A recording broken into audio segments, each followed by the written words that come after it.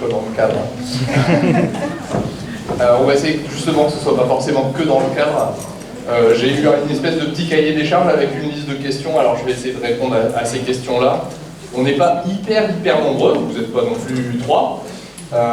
L'objectif, il est que, pas simplement que je fasse un topo et que ça ait l'air intelligent et plein de science, mais c'est surtout que vous repartiez avec des réponses à vos questions si vous en avez. Alors je vous propose que vous posiez les questions au fur et à mesure si les choses ne sont pas claires, parce que comme ça permettra que ce soit clair le plus vite possible. Souvent, c'est mon expérience, le niveau de connaissance est assez hétérogène, alors désolé, je vais commencer du plus bas au plus haut pour que tout le monde monte ensemble sur cette randonnée montagnarde. Mais si ça vous paraît complètement basique de A à Z, arrêtez-moi et on fera du plus compliqué. Qu'est-ce que j'allais dire d'autre? Je crois que c'est à peu près tout. On va avancer. Alors, il y avait 3 topics sur la présentation qui doit durer 1h30, c'est ça? Okay. Je vais me surveiller, je suis bavard parfois. Non mais moi je vais le faire pour vous, vous inquiétez pas. Ah, tout va bien. Il y a 3 topics. Le premier sujet c'est autour de l'épilepsie, le deuxième sujet c'est autour de ce qu'on appelle les TAND. Il faudra qu'on trouve un nom français si on veut vraiment faire les cocorico parce que c'est un petit peu des mots anglais, donc les troubles neurodéveloppementaux et comportementaux associés à la sclérose tubereuse de Bourneuf. Et la dernière, c'est autour des types d'imagerie et d'EEG un peu avancés, à quoi ça sert, pourquoi on en fait, quelle est la réponse à quoi, etc. Sur l'épilepsie, on va essayer de regarder ensemble comment on pose un diagnostic d'épilepsie, qu'est-ce que le syndrome de West, ça faisait partie des questions, quel type d'épilepsie on rencontre dans la STB et quels sont les différents types de traitements médicaux, chirurgicaux et la pertinence des nouveaux traitements.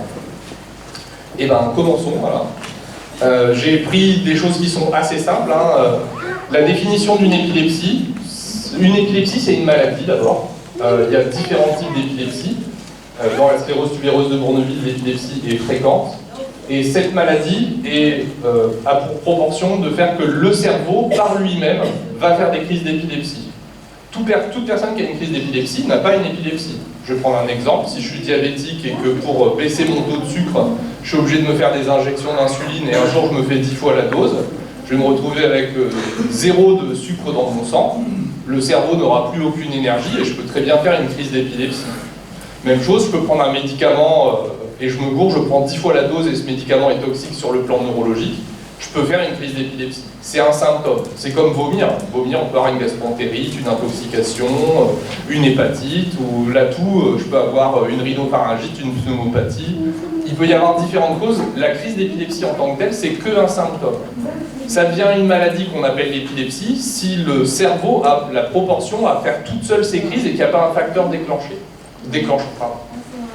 Et donc, pour réussir à mesurer ça, les docteurs de l'épilepsie, ils se sont dit, un patient qui, sans maladie associée, je ne parle pas pour le patient avec une sclérose tubereuse de Bourneville, mais un patient qui, sans maladie associée, que ce soit un enfant ou un adulte, vient aux urgences ou vient consulter pour une première crise d'épilepsie, il y a autant de risques de refaire une crise que de chances de ne plus jamais faire. C'est 50-50. Et donc, quand la Ligue internationale contre l'épilepsie a commencé sa réflexion pour dire comment on fait pour donner une définition, si je fais une crise demain, j'ai autant de chances de faire que de ne pas refaire, c'est que mon cerveau, on ne sait pas trop s'il est vraiment capable de refaire des crises. Par contre, dès que mon risque il est supérieur à 50%, c'est que quelque part, j'ai cette maladie, parce que mon cerveau va refaire des crises. Et c'est comme ça qu'on arrive avec les 3 points, vous voyez, qui définissent l'épilepsie. Je vous les traduis, parce que désolé, j'ai utilisé beaucoup de diapos en anglais. C'est ce que j'avais en stock, alors j'ai tout mis dans ma présentation. Si vous avez 2 crises à plus de 24 heures d'intervalle, pourquoi ça?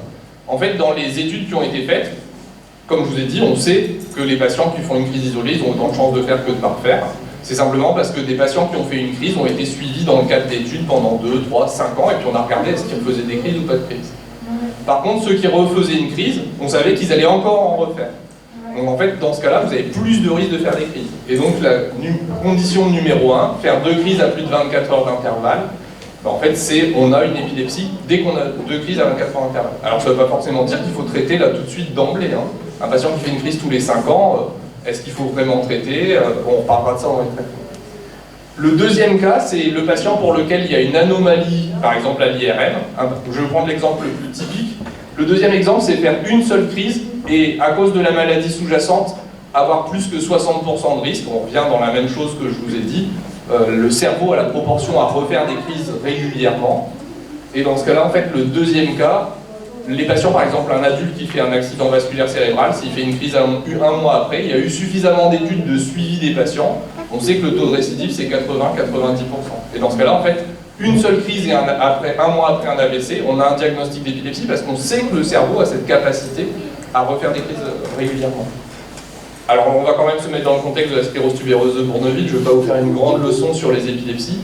Aujourd'hui, on n'a pas franchement d'études très claires.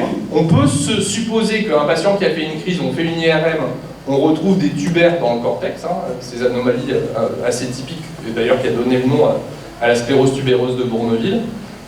On peut supposer qu'on rentre dans la définition d'une épilepsie. Mais en fait, on n'a pas les études scientifiques pour être vraiment puriste et dire, voilà, dès une première crise, si l'IRM le montre, on est sûr et certain d'avoir une épilepsie.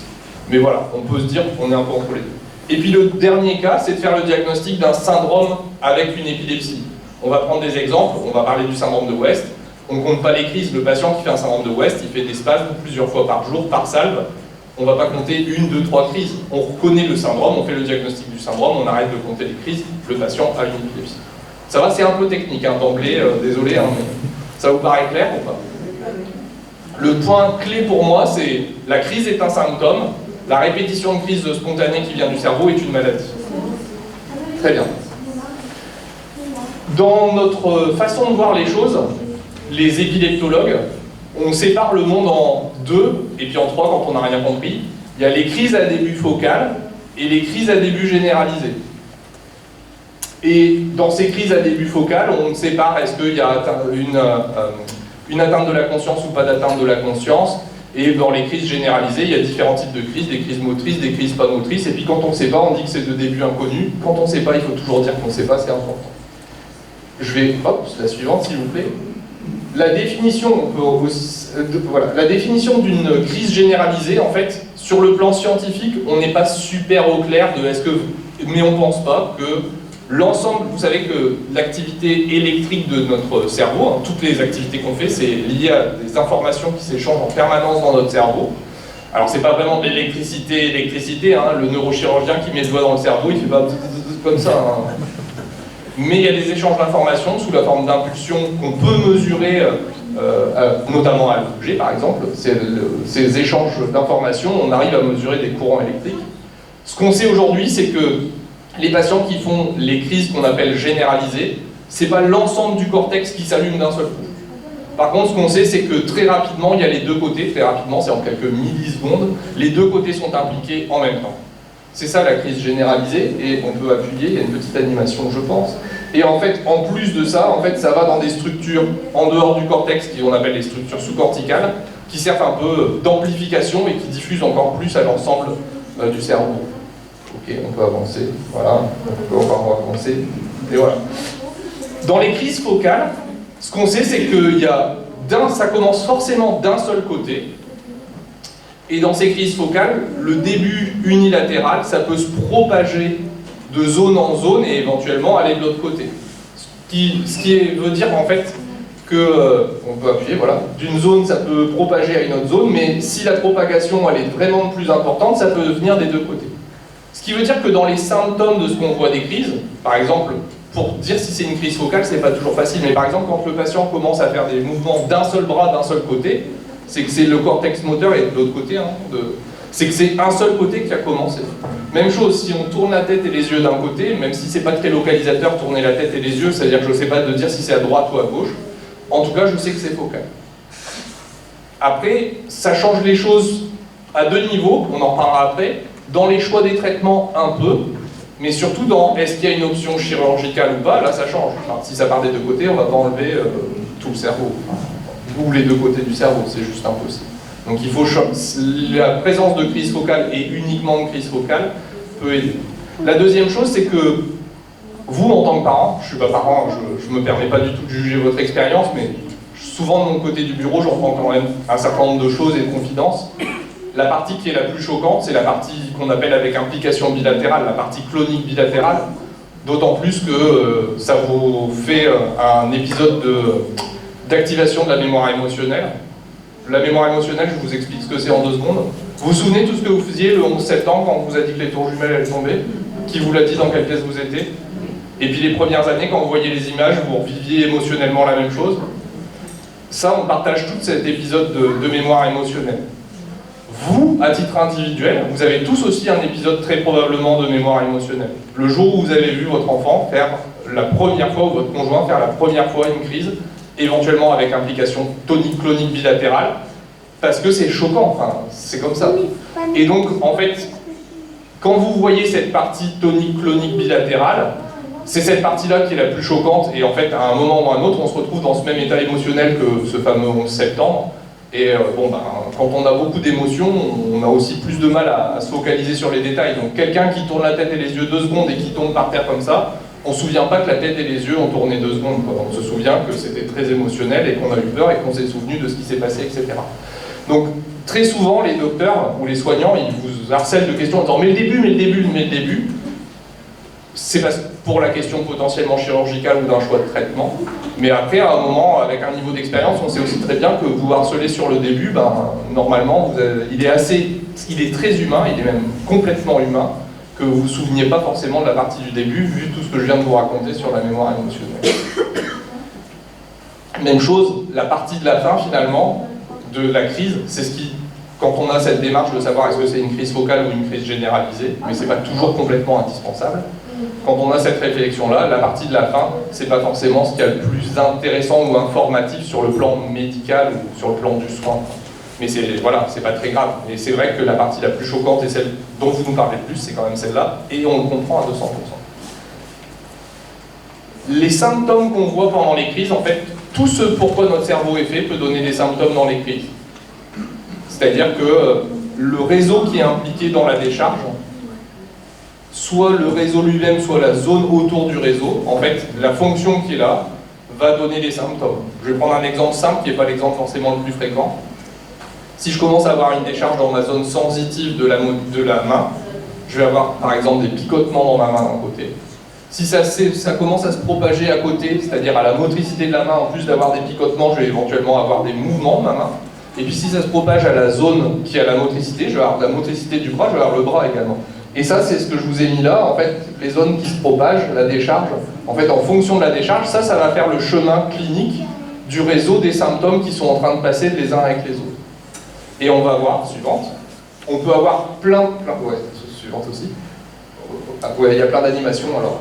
Il peut y avoir plein de symptômes. Alors forcément, il y a des symptômes pour lesquels en fait, vous pouvez avancer tant que tout s'affiche. Je ne suis pas sûr que le détail des symptômes soit le plus important. L'enchaînement des symptômes va aider éventuellement à localiser de quel point de départ c'est. L'enchaînement des symptômes va aussi nous dire c'est épileptique ou non épileptique. Bon, par exemple, le patient qui a des crises occipitales, vous savez que la partie occipitale derrière de notre cerveau, c'est celle où il y a les zones visuelles. Bon, quelqu'un qui voit brutalement un mec avec un grand couteau, il y a peu de probabilité que ce soit des crises épileptiques et que ça donne ce type d'hallucination. On sait que les hallucinations, il peut y avoir des hallucinations, si la crise passe dans la zone de la vision primaire, c'est-à-dire de ce qu'on voit. Et ces hallucinations, c'est des points colorés, c'est de ne pas voir un émis champ par exemple, ou d'avoir l'impression que ça grossit ou que ça rapetisse. Et souvent ça s'enchaîne, c'est pas le seul symptôme. Donc là aussi, en fait, le type de symptôme va nous aider à dire c'est une crise, c'est pas une crise. La zone de point de départ n'a aucun intérêt pour choisir un antiépileptique. C'est de la curiosité médicale quelque part. Ça aura potentiellement un intérêt si on se pose la question d'une chirurgie de l'épilepsie. Parce que là, il faut savoir d'où ça part. On ne va pas enlever comme ça pour voir et puis on voit ce qui se passe. Il faut vraiment réussir à déterminer. On en reparlera tout à l'heure. Donc ces différents symptômes, souvent on essaye d'avoir le détail des choses pour savoir éventuellement si un jour on se pose la question de est-ce qu'il faut aller dans une zone pour faire une chirurgie. C'est ça l'intérêt, en tant que tel. On peut avancer. Oui, ça c'est de nouveau. Donc classification, à partir de ces types de crises, en fait, le mode de réflexion pour comment on va faire le diagnostic d'épilepsie et quel est le sous-type d'épilepsie, c'est une organisation, ouais, on peut passer en fait, c'est une organisation en 3 niveaux. En premier lieu, et en fait, la Ligue internationale contre l'épilepsie, en faisant ce schéma, s'est dit, quel que soit le niveau de formation du soignant qui est impliqué dans le soin ou dans le diagnostic d'un patient avec épilepsie, quel que soit son lieu d'exercice, puisque c'est la Ligue internationale contre l'épilepsie, ça peut être quelqu'un qui bosse à Tombouctou, comme quelqu'un qui bosse dans le truc high-tech. Il faut que, pour tout le monde, on ait le même mode de réflexion et que ça puisse s'appliquer à tout le monde. Et donc, il y a 3 niveaux possibles de degré diagnostic. Est-ce que j'ai reconnu un type de crise? Est-ce que ce type de crise est focal? Est-ce que ce type de crise est généralisé? Est-ce que ce type de crise est de début inconnu? Ensuite, en fonction de mes symptômes, si ces crises se répètent régulièrement, j'ai donc une maladie où le cerveau va faire des crises régulières, et donc j'ai une épilepsie avec que des crises focales, une épilepsie que avec des crises généralisées, une épilepsie avec des crises généralisées ou des crises focales, ou une épilepsie avec des crises dont je ne sais pas dire le début. Ça, avec une démarche clinique, c'est-à-dire une consultation, un EEG, on arrive assez bien à se retrouver à au moins un niveau 2 de base. Tous les patients n'auront pas forcément l'identification d'un syndrome. On va reparler juste après de ce concept de syndrome, mais on n'a pas toujours l'identification d'un syndrome. Toutes les épilepsies n'ont pas forcément l'identification d'un syndrome. Au-delà de ce truc à 3 niveaux, il y a 2 grandes parties qui sont importantes. La première partie, c'est est-ce que j'ai une cause sous-jacente? Et là, si on prend l'exemple de la sclérose tubereuse de Bourneville, oui, j'ai une cause. Cette cause, elle est... Vous voyez que la Ligue internationale, on a fait 6 grandes catégories de causes. Et la catégorie pour la sclérose tubereuse de Bourneville, qui est souvent pris en exemple pour dire on peut avoir 2 catégories. La sclérose tubereuse de Bourneville, elle est génétique et structurale. Structurale, ça veut dire qu'il y a une anomalie dans la structure, et les tubères corticaux, on sait qu'ils sont impliqués dans l'apparition des crises. Les crises partent des tubères et de la zone péritubérale, on peut en reparler après si vous voulez. Mais ces tubères, ils ne sont pas apparus tout seuls, ils sont apparus à cause d'une anomalie, le plus souvent un accident de la génétique, pas toujours, parfois c'est transmis, et donc c'est donc une cause génétique et structurale. En revenant là-dessus, c'est vraiment un truc important, ce qui veut dire que faire l'imagerie cérébrale, c'est important pour savoir quelle est la cause, mais vous voyez que faire une IRM ne fait pas le diagnostic d'épilepsie. À aucun moment, et quel que soit le sous-type d'épilepsie, on ne fait pas un diagnostic d'épilepsie sur la base de l'IRM. L'IRM, elle est quelle est la cause? Mais elle n'est pas dans est-ce qu'il y a des crises qui se répètent? Enfin, on ne le voit pas ça à l'IRM. La deuxième chose qui est extrêmement importante, mais maintenant qui est devenue très très claire dans l'esprit des médecins ou des soignants qui s'occupent de patients avec épilepsie, c'est la deuxième zone transversale, c'est ce qu'on appelle les comorbidités. C'était pas forcément clair il y a 10, 15 ou 20 ans. C'est que associé à l'épilepsie, c'est pas simplement des crises qui se répètent. Il peut y avoir un certain nombre de symptômes associés, un trouble du neurodéveloppement, des troubles d'attention, des troubles du comportement, des comorbidités, et l'ensemble de ces comorbidités doivent être pris en compte dans l'évaluation du diagnostic. Faire un diagnostic de juste j'ai des crises et c'est des crises focales et j'ai fait une IRM, elle est normale, c'est bien, mais on a loupé une partie. De la même façon, dire j'ai une IRM et je sais c'est la sclérose tubereuse de Bourneville et on s'occupe de juste de j'ai des crises, point, je mets des traitements et pas s'intéresser à la deuxième partie, on va en parler des TEND après, c'est louper une grosse partie, enfin, encore plus aujourd'hui, autant il y a 10-15 ans, encore une fois, tout le monde n'avait pas forcément conscience, mais aujourd'hui, très clairement, enfin, dans les enquêtes ou dans les études qui sont faites où on interroge vous, pas nous, ceux qui connaissent aussi les maladies au quotidien, c'est plus vous que nous, en l'occurrence, dans le soin. Quand on demande quelle est la préoccupation numéro 1, les TEND, ce qu'on appelle les troubles neurodéveloppementaux et comportementaux associés à la sclérose tubereuse de Bourneville, c'est le point numéro 1, enfin, pour la plupart des enquêtes qui sont faites auprès de parents et des familles des patients. Donc, tout est important de ne jamais oublier ces fameuses comorbidités. Donc, la démarche, c'est un peu ce que je vous ai dit. Finalement, la clinique, l'EEG, vont être des éléments qui vont nous aider dans le diagnostic. L'IRM, c'est pour quelle est la cause. Et en fait, finalement, c'est cette démarche-là qui va permettre de dire épilepsie, pas épilepsie. Ça va, jusque-là, c'est clair? Je vous ai pas perdu complètement en haut? Ça va. Ça, c'est la place de l'EEG. Dans ma démarche diagnostique. Vous savez ce que c'est? Non, mais vous n'avez pas reconnu? On va passer. Ce que je veux dire par là, c'est on a pour tendance, les soignants, et aussi les familles, à cause des soignants, de surinterpréter le rôle de l'EEG dans la démarche diagnostique. D'abord, on peut avoir un EEG anormal et ne pas avoir d'épilepsie. Si je prends des enfants en grande section, je fais un EEG à tout le monde, 2 à 5% ont un EEG anormal. Pas juste un peu un truc lent, quoi. Des pointes, des pointons, des trucs des docteurs de l'épilepsie, quoi. Des trucs pointus, quoi. Donc si j'ai fait une consultation, je reprends toute l'histoire depuis la conception jusqu'à la veille à 20 heures de la consultation en détail et que je mets 3 heures d'interrogatoire détaillé et que je demande mon EEG et que j'oublie tout ce que je viens de discuter pendant 25 heures avec vous et que je me focalise que sur la conclusion de l'EEG en disant oui, rythme rapide, un peu lent avec des ondes raides en frontotemporal gauche, le truc on comprend rien. Enfin, on comprend pas rien, mais je caricature un peu. Et ben en fait, j'ai fait que ça.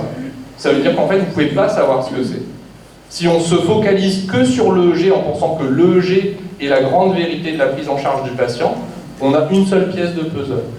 Si par contre, on écoute toute l'historique de comment sont les crises, comment elles se répètent, est-ce que c'est toujours le même scénario dans les crises, est-ce qu'il y a des moments de survenue identiques, est-ce qu'il y a des facteurs déclenchants, etc. J'ai ma deuxième partie. Donc je sais de quoi je parle, hein. C'est pas une bagnole, c'est pas un paysage, on voit à peu près de quoi on parle. Bon, il manque une pièce de puzzle qui est la partie un peu centrale du tableau, hein, probablement, hein, c'est quand même un peu l'intérêt du tableau, mais je sais de quoi je parle, je suis pas en train de faire une grosse bêtise, en train de passer à côté de ce dont il faut parler. Et donc, ma pièce de puzzle, elle est importante pour avoir une vue complète des choses, mais me focaliser que sur la pièce de puzzle et de croire que la pièce de puzzle me permettra de répondre à toutes les questions, ben c'est de regarder que ce morceau-là, alors qu'en fait, il me faut les deux. J'insiste un peu parce que, mais voilà, après je suis biaisé, c'est ma vision des choses, c'est que les soignants, comme, et par conséquence les parents d'enfants, ont parfois une surattente de ce que peut dire le EEG. Je le prends souvent comme exemple, si j'ai un EEG qui est pas mal, et que votre enfant fait 25 crises par jour, et je vous dis ah non, ça va très bien, hein. Le EEG il est bien, c'est cinglé celui-là. De la même façon, si votre enfant va très bien, on a baissé les traitements, il y a beaucoup moins d'effets secondaires alors que j'avais poussé un peu fort les traitements et que par conséquent il avait un peu ou de troubles du comportement ou un peu de somnolence et que en ayant fait ça, je baisse et le EEG est cata, je fais ah non, mon EEG il ne plaît pas du tout, on va remonter les traitements, genre retourner dans les troubles du comportement et la somnolence, vous allez dire c'est complètement stupide, non? C'est basique ce que je dis. Mais malheureusement, assis tranquillement entre nous, alors après c'est pas toujours facile, dans le quotidien du soignant ou de la famille, les émotions qu'on a, de ce qu'on vit, etc. fait que la communication est peut-être pas aussi simple que s'asseoir tranquillement un samedi matin et le dire comme ça. Donc c'est pas du tout un jugement ce que je dis, enfin il faut aussi le remettre dans le contexte, c'est pas toujours facile la communication pour avoir les bonnes informations. Pour différentes raisons émotionnelles, de votre vécu, du vécu de l'équipe soignante également, il peut y avoir de l'interférence dans le mode de communication. Enfin, je veux dire, c'est la base de l'humain et là dans l'interférence à la communication, non? Tous ceux qui sont en couple savent ça. Bon, bref, ce que je veux dire par là, c'est attention à la surattente sur les EEG, mais c'est pas toujours si simple non plus. Le contexte et ce que vous vivez est beaucoup plus important, je pense. On va parler des syndromes maintenant, parce que c'était dans la question. Là, c'est tout sur la partie, pour moi, c'est fini toute la partie sur comment on fait un diagnostic, etc. Est-ce que autour de ça, vous avez des questions? Il faut, hein. Si vous en avez. Si vous en avez pas, c'est pas obligé, non? Ça a l'air d'aller. Comment? Bah, j'espère pas. Et ben donc, on va rentrer dans ce qui est syndrome, et on va parler de ce qu'on appelait avant le syndrome de West. Le nom va changer, on va discuter pourquoi. Je vous montre en 2 secondes, pour ceux qui l'ont vécu, je suis désolé, parce que je réactive la mémoire du 11 septembre, là. Le problème de ce type de crise, c'est que beaucoup de soignants ne savent pas ce que c'est, et que, alors pas les spécialistes, mais beaucoup de soignants ne savent pas ce que c'est, et donc il est extrêmement fréquent qu'il y ait un retard diagnostique. Il y a quelques années, on avait fait un travail et on avait trouvé que le nombre moyen de soignants qui avaient vu ça et qui étaient passés à côté, c'est de 3. Moyen, hein. Ça pouvait aller à plus, ça pouvait être un peu moins. Le diagnostic qui est le plus souvent évoqué, c'est un reflux gastro-œsophagien. Aujourd'hui, alors c'est un sujet sur lequel on est particulièrement sensible dans notre équipe parce qu'on a un groupe de parents experts qui fait partie d'un programme ETP dédié à ce syndrome. Et donc on est particulièrement sensible, mais quand on voit les familles, maintenant on demande comment vous avez fait le diagnostic, qui a fait le diagnostic, comment vous êtes arrivé. Je pense que dans les 6 derniers mois, plus de la moitié des familles ont fait le diagnostic par eux-mêmes à force de chercher sur internet et avoir des vidéos en disant non mais j'ai vu, c'est ça. Il y a même une famille qui est arrivée en disant aux urgences, regardez mon enfant a ça, en montrant une vidéo sur YouTube. Donc voilà, c'est comme ça. Il y a des vidéos de sensibilisation, on en a traduit une en français qu'on va bientôt diffuser, bon, voilà. Mais une fois que notre travail, il est aussi de faire que tout le monde ait ça dans les yeux pour faire le diagnostic. C'est un diagnostic, le syndrome de West, ça s'appelle West parce que Monsieur West en 1841, peut-être que je me trompe sur le 41, mais 1800 quelque chose, a vu ça chez son fils et l'a décrit. La triade historique, c'est comme ça que les soignants on leur apprend, la triade historique c'est ce type de crise particulier qui n'est pas bien identifié parce que c'est pas des absences, hein, l'enfant il n'a pas franchement de rupture de contact. C'est pas non plus une convulsion, il tombe pas par terre, il fait un truc qui fait peur à tout le monde, donc on ne peut pas louper. Et donc le fait que ce soit ni convulsif, ni avec rupture de conscience, bah en fait c'est probablement pour ça que c'est un peu mal diagnostiqué. Donc les spasmes, la régression ou la stagnation sur le plan psychomoteur, c'est-à-dire qu'au moment où les spasmes apparaissent, il y a une conséquence en termes de développement, l'enfant sourit moins, ou même perd carrément des acquisitions. Et puis un aspect EEG très particulier où on va le simplifier en disant on ne reconnaît plus rien, c'est le bazar. Dans le EEG, et ça c'est ce qu'on appelle l'hypsarythmie. Mais on peut avoir des spasmes épileptiques chez un nourrisson sans hypsarythmie, on peut avoir des spasmes épileptiques sans régression, et donc cette triade historique elle posait problème, c'est-à-dire que on entendait, ah non mais cet enfant il peut pas avoir un syndrome de West, il n'a pas d'hypsarythmie, ou l'enfant venait avec ce type de mouvement mais il n'y a pas de régression, donc c'est bon, vous pouvez repartir à la maison. Et donc il y a eu clairement un mouvement pour faire changer le nom, et maintenant c'est le syndrome des spasmes infantiles ou syndrome des spasmes épileptiques infantiles, qui est plus descriptif mais qui reste sur la même chose. Le syndrome, ça veut dire que on reconnaît des caractéristiques qui sont communes à un certain nombre de patients, et après il y a des choses en commun. C'est pas que les docteurs qui s'occupent d'épilepsie ou les soignants qui s'occupent d'épilepsie sont des grands obsessionnels et ils adorent foutre les gens dans des cases en disant vous êtes là-dedans, vous là-dedans, etc. Il faut tout bien ranger. C'est pas tellement l'idée. L'idée c'est qu'à un moment, à juste titre, on veut savoir quel est le bon traitement ou quel est le mauvais traitement. Et de même chose, à juste titre, en tout cas aujourd'hui on est en 2022, je trouve qu'il est inacceptable de penser autrement. Ce que nous on sait sur la maladie, vous devez le savoir. C'est-à-dire que dès le début, si on sait qu'il y a tel risque évolutif ou tel risque particulier, et c'est le cas pour le syndrome de West, on sait que les patients qui font un syndrome des spasmes infantiles, là je parle de toutes causes confondues, on va reparler STB pur après d'ailleurs, ils ont plus de risques que n'importe quel patient avec épilepsie d'avoir une épilepsie résistante, ils ont plus de risques aussi d'avoir un impact sur le développement. Mais, suivant, le syndrome de West, ça peut être plein de causes différentes. C'est bien un syndrome, ils ont tous, entre guillemets, ces éléments caractéristiques de débuter chez le nourrisson, des spasmes épileptiques, une stagnation éventuelle ou une régression, et puis cet aspect hypsarythmique éventuel, mais ce qui est sûr, c'est qu'ils ont tous un EEG à un moment ou un autre anormal. Ils peuvent avoir plein de causes différentes.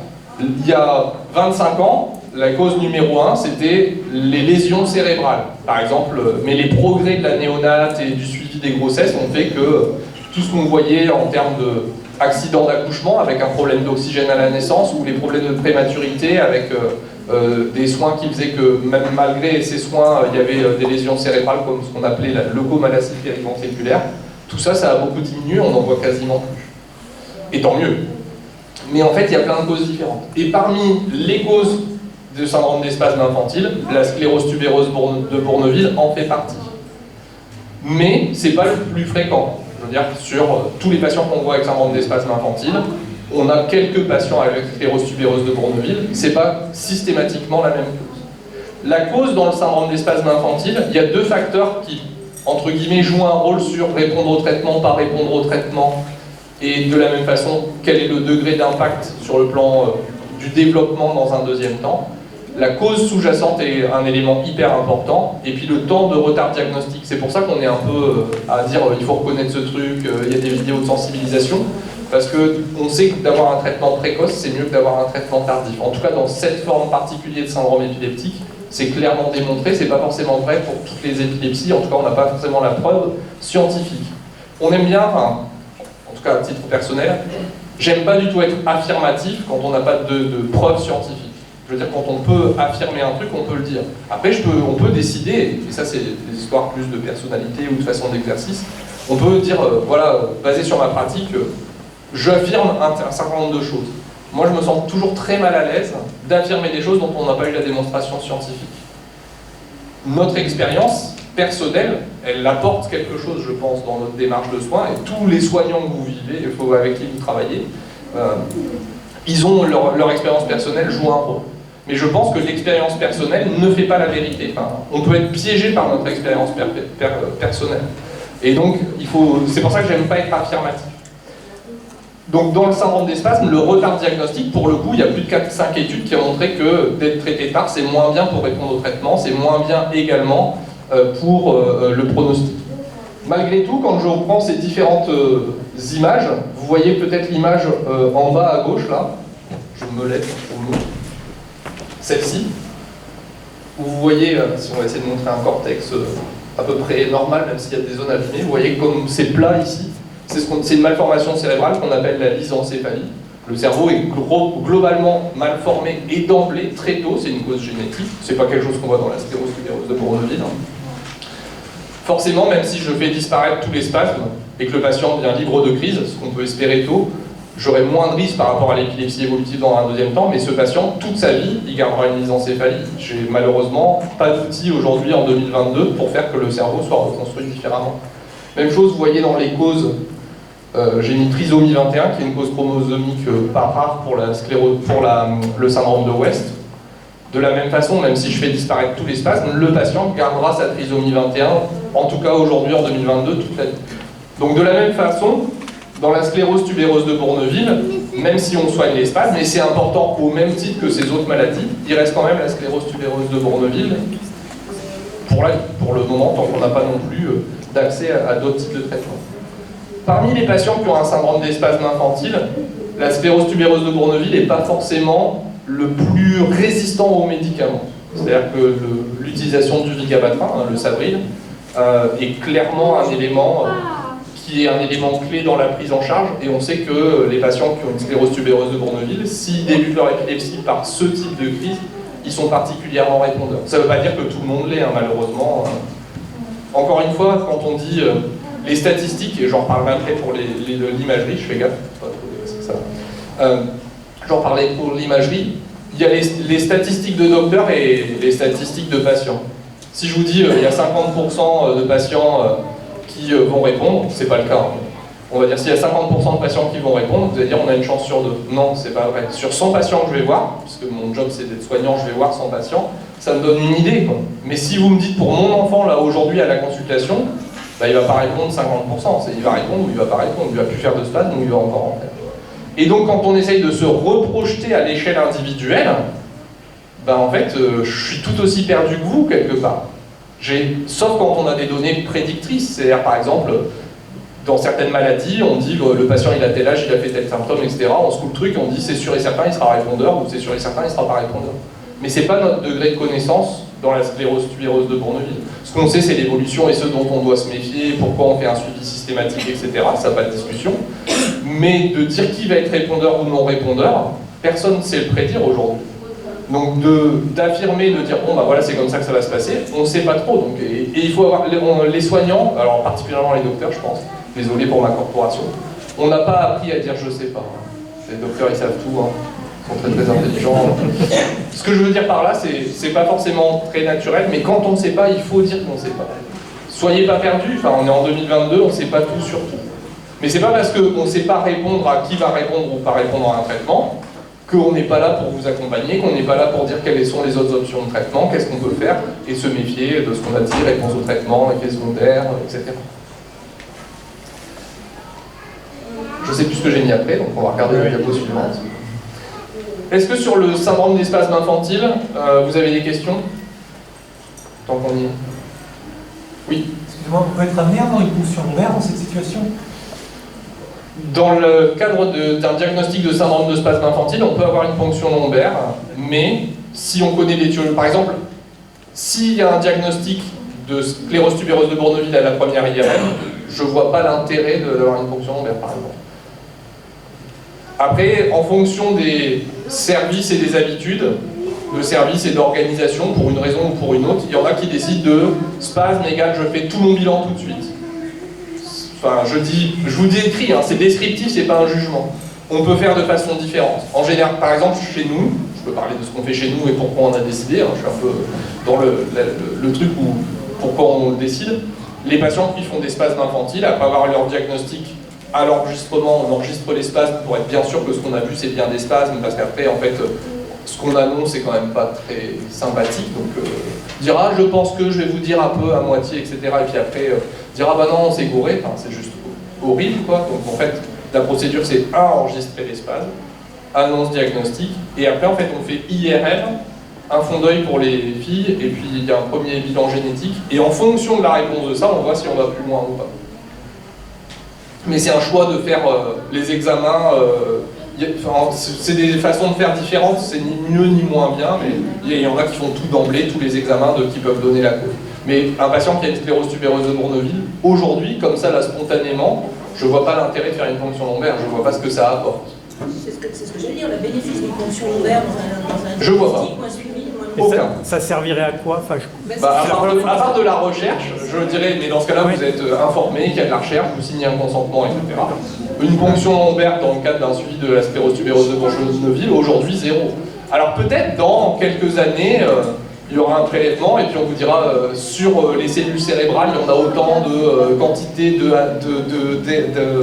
d'ARN ou d'ADN, TSC1 ou TSC2, et voilà. Ouais. C'est de la science-fiction hein, ce que je vous dis là. Mais ceci dit, ça commence à se faire. Par exemple, les patients qui ont une malformation du cortex qui est purement localisée et qui n'est pas une sclérose tubéreuse de Bourneville, mais qui ont une dysplasie focale corticale, on sait qu'il y a des mutations dans la voie mTOR, mais c'est que dans le tissu cérébral.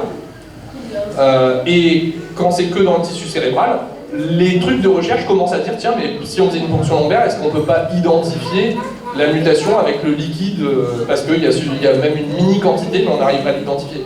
C'est de la science-fiction, mais qui a commencé à faire 2 ou 3 pas. Mais dans la sclérose tubéreuse de Bourneville, pour les patients qui sont TSC1 ou TSC2, ça ne sert à rien. La question qui reste, c'est les 20% de patients qui sont ni TSC1 ni TSC2. Est-ce qu'ils n'ont pas en fait une partie de leur corps avec les mutations, ce qu'on appelle les mosaïcismes, une partie de leur corps sans mutation? C'est ce qui se passe dans ces fameuses dysplasies focales corticales. En fait, il n'y a qu'un bout du tissu cérébral qui a ces mutations et tout le reste n'a pas la mutation. Juste pour les personnes qui arrivent tout juste dans la pathologie, parce qu'il y en a quelques-unes dans la salle, peut-être préciser ce que c'est que TSC1, TSC2 et mTOR, parce que c'est vrai que c'est pas... On peut peut-être passer ça, je vais aller direct pour répondre à TSC1, TSC2 et mTOR comme ça, okay. Et après je reviendrai sur l'épilepsie. Ouais. J'ai une question aussi, le syndrome de West, comment il s'arrête et pourquoi il s'arrête? Ah, c'est une bonne question. Bah, pourquoi il s'arrête? Pour certains, parce que parfois on fait un traitement. On pense que le syndrome de West émerge chez les nourrissons pour un degré de maturation, pour une histoire de maturation cérébrale, et qu'on ne le voit pas tout le temps. Mais c'est pas complètement... Enfin, c'est vrai, ça c'est vrai.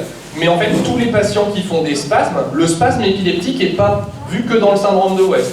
Par exemple, on peut voir des spasmes épileptiques chez des patients qui ont une épilepsie avec crise focale.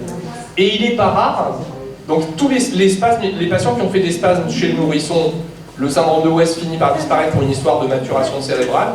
Et c'est un exemple très particulier. Les spasmes peuvent être des crises qui persistent au cours du temps. Et on sait que dans la sclérose tubéreuse de Bourneville, avec ou sans antécédent de syndrome de West, c'est une forme d'épilepsie où le type de crise, éventuellement focale, sont particulièrement des spasmes. C'est-à-dire qu'on peut en voir toute la vie des spasmes. Ouais. C'est un peu plus technique ça. On va juste avancer, encore.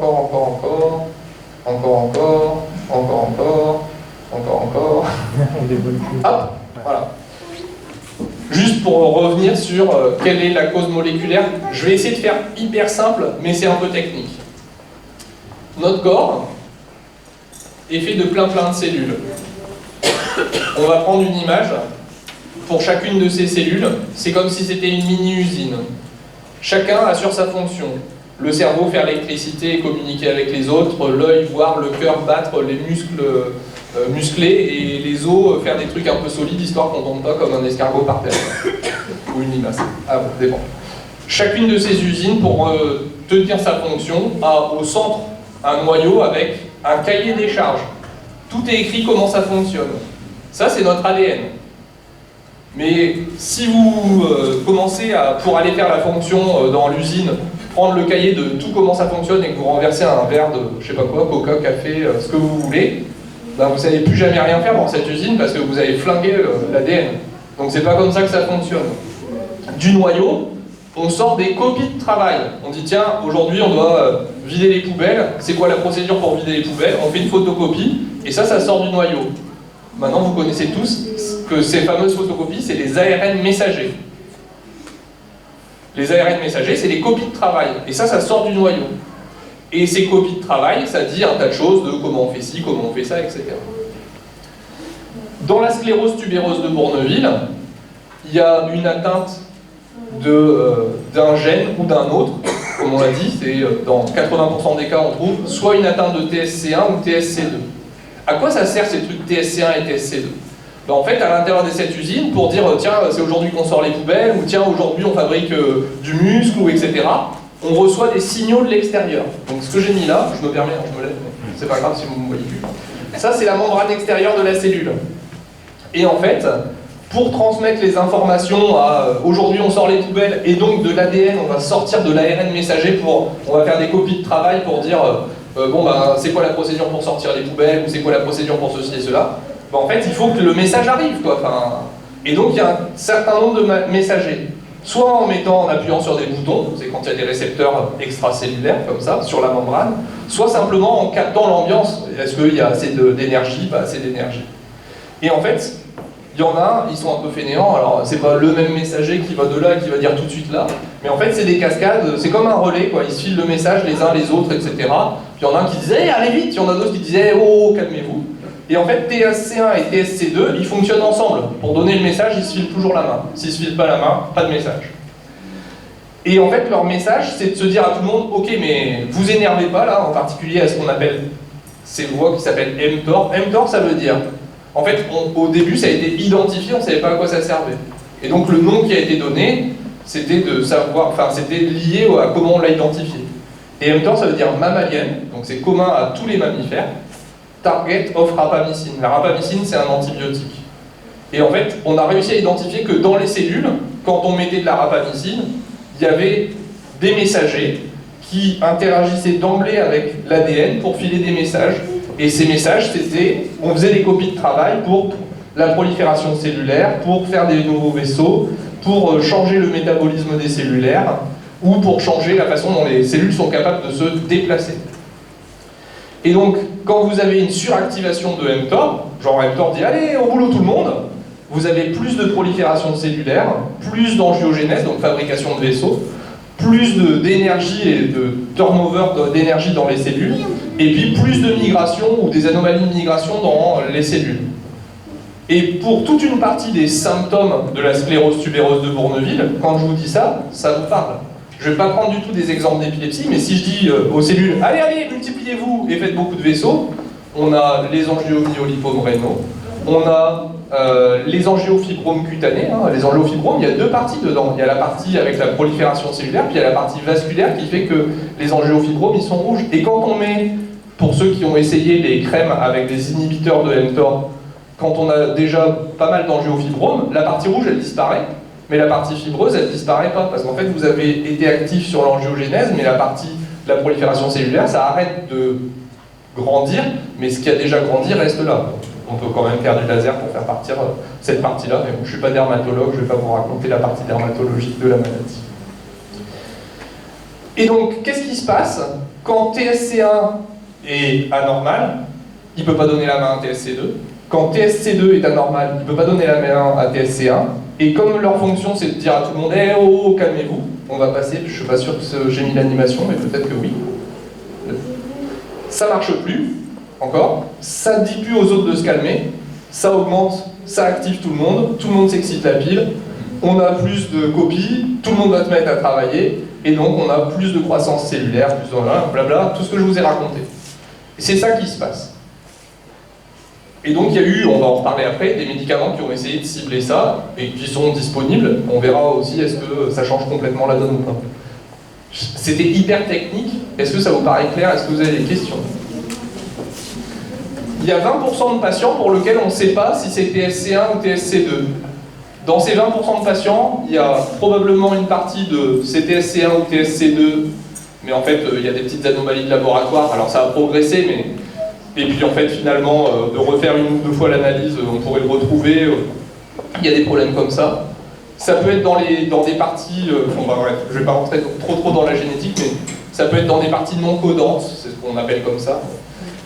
Et puis il y a peut-être d'autres gènes qui donnent la sclérose tubéreuse et qui n'ont pas été identifiés. Ça, c'est aussi la dernière hypothèse. Mais toujours est-il que même les non-TSC1, non-TSC2, ils ont quand même malgré tout tous les critères diagnostiques et tous les risques liés à la maladie. Ça va, ça vous paraît clair? On va retourner en arrière, ouais. Désolé, ça fait beaucoup de trucs à cause des animations, mais hop. Du coup, TSC1, TSC2, ouais. Quand on donne un diagnostic à une famille, TSC1 ou TSC2, il y a des degrés de gravité qui sont assignés. C'est une bonne question. La question c'est est-ce que TSC1 et TSC2 ça fait une différence ou pas? Ce qu'on sait c'est qu'on n'a pas besoin ni d'être TSC1 ni TSC2. Vous n'avez pas besoin d'un diagnostic moléculaire pour être certain du diagnostic. On a des critères majeurs et des critères mineurs qui permettent un diagnostic ou de certitude, ou probable, ou éventuellement à surveiller pour faire le diagnostic. Et donc on a dans cette situation, il n'y a pas besoin de diagnostic moléculaire pour être sûr et certain de faire le diagnostic. Ça peut ne pas être évident et les symptômes peuvent venir au cours du temps. Je me souviens d'un grand que je suivais qui était diabétique et qui faisait des crises régulièrement, donc ça a traîné le diagnostic. Et finalement il avait 3 dysplasies, soit disant 3 dysplasies, ça en fait 2 de trop. On lui a recherché TSC1, TSC2, il ne l'avait pas, et puis finalement, c'est en faisant l'échographie rénale où on a trouvé un angiomyolipome. Voilà. Donc là, parfois, ça peut être compliqué, entre guillemets, d'aller jusqu'au diagnostic. Mais toujours est-il que c'est une illustration qui montre que on n'a pas obligé d'avoir un diagnostic moléculaire pour TSC1 ou TSC2. Après, dans plusieurs centres qui suivent énormément de patients, aux États-Unis, ils fonctionnent beaucoup tel centre est l'expert de ça et tout le monde va là. Ils prennent l'avion comme ils prennent le bus, donc c'est assez simple, bon, un peu moins avec Covid, mais ça c'est une autre histoire. Et donc ils se retrouvent facilement avec des centres où il y a 500 patients suivis, etc. Donc forcément, quand vous avez 500 patients suivis et que vous avez toutes les données cliniques, si vous essayez de regarder si TSC1 et TSC2 ça fait une différence, plus il y a de patients, plus c'est facile statistiquement d'affirmer les choses. On sait aujourd'hui, et encore une fois, je vous rappelle à ce que je vous ai dit tout à l'heure, les statistiques de docteurs et les statistiques de patients, c'est pas la même chose. Donc on s'intéresse à un groupe complet de patients. Les patients TSC2 en général ont une épilepsie plus sévère.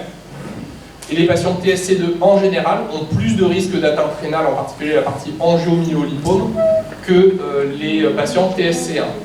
Mais, à l'échelle individuelle, et j'en suis désolé, mais à l'échelle individuelle, un patient TSC1 peut être clairement plus sévère qu'un patient TSC2 et vice versa. Parce que c'est à l'échelle d'une population ce que je vous raconte. Ceci dit, sur le plan neurobiologique, il y a quand même quelque chose qui se passe. On peut aller tout à la fin de toutes les diapos, passer très très vite, ou vous même sortez et je vais vous montrer quelle diapo il faut. Sur le plan de la biologie de comment ça fonctionne, tout en bas, tout en haut. Je bouge. Hop, je me permets. Ouais. Je connais les diapos un peu. Hop, hop, hop, hop. Non, je ne l'ai pas mis en fait. J'ai dit des bêtises. J'ai même pas mis cette diapo. Non, je ne l'ai pas mis. J'ai hésité et je ne l'ai pas mis. Sur le plan biologique, en fait, c'est pas sympa pour les souris, mais bon, à un moment, il faut quand même qu'on comprenne et qu'on progresse dans ces maladies. Il y a des souris sclérose tubéreuse de Bourneville, où en fait, les collègues des laboratoires de recherche ont réussi à enlever le gène sclérose tubéreuse, enfin TSC1 ou TSC2. Alors quand on enlève complètement le gène TSC1 ou TSC2, il n'y a pas de souris. Donc en fait, à un moment, il faut réussir à, entre guillemets, qu'il y ait pas TSC1 ou TSC2 et que les souris survivent. Donc en fait, ce qui a été fait, c'est d'enlever dans un seul type de cellule du cerveau. Je ne rentre pas trop dans le détail. Quand on enlève TSC1 ou TSC2 dans toute une série de cellules du cerveau, mais toutes les mêmes, les souris TSC2 sont plus sévères sur le plan de l'épilepsie que les souris TSC1. Donc il y a quand même quelque chose sur le plan de la biologie qui fait que. Et c'est pas lié aux quantités de tubaires parce que ces souris n'ont pas de tubaires. Donc c'est vraiment dans la biologie du fonctionnement de quand ils se donnent la main et qu'ils transmettent le signal. Voilà. Donc, mais encore une fois, à l'échelle individuelle, il y a des patients TSC2 qui peuvent être moins sévères que des patients TSC1. Enfin, tout ça, c'est à l'échelle d'une population. Ça va? Je vous ai pas complètement perdu avec les trucs trop bio. Ça va. On a déjà dit 80% ont une mutation ou une délétion, 20% on ne connaît pas l'anomalie.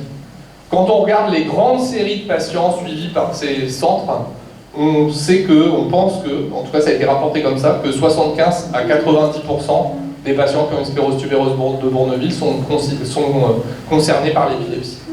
Suivante.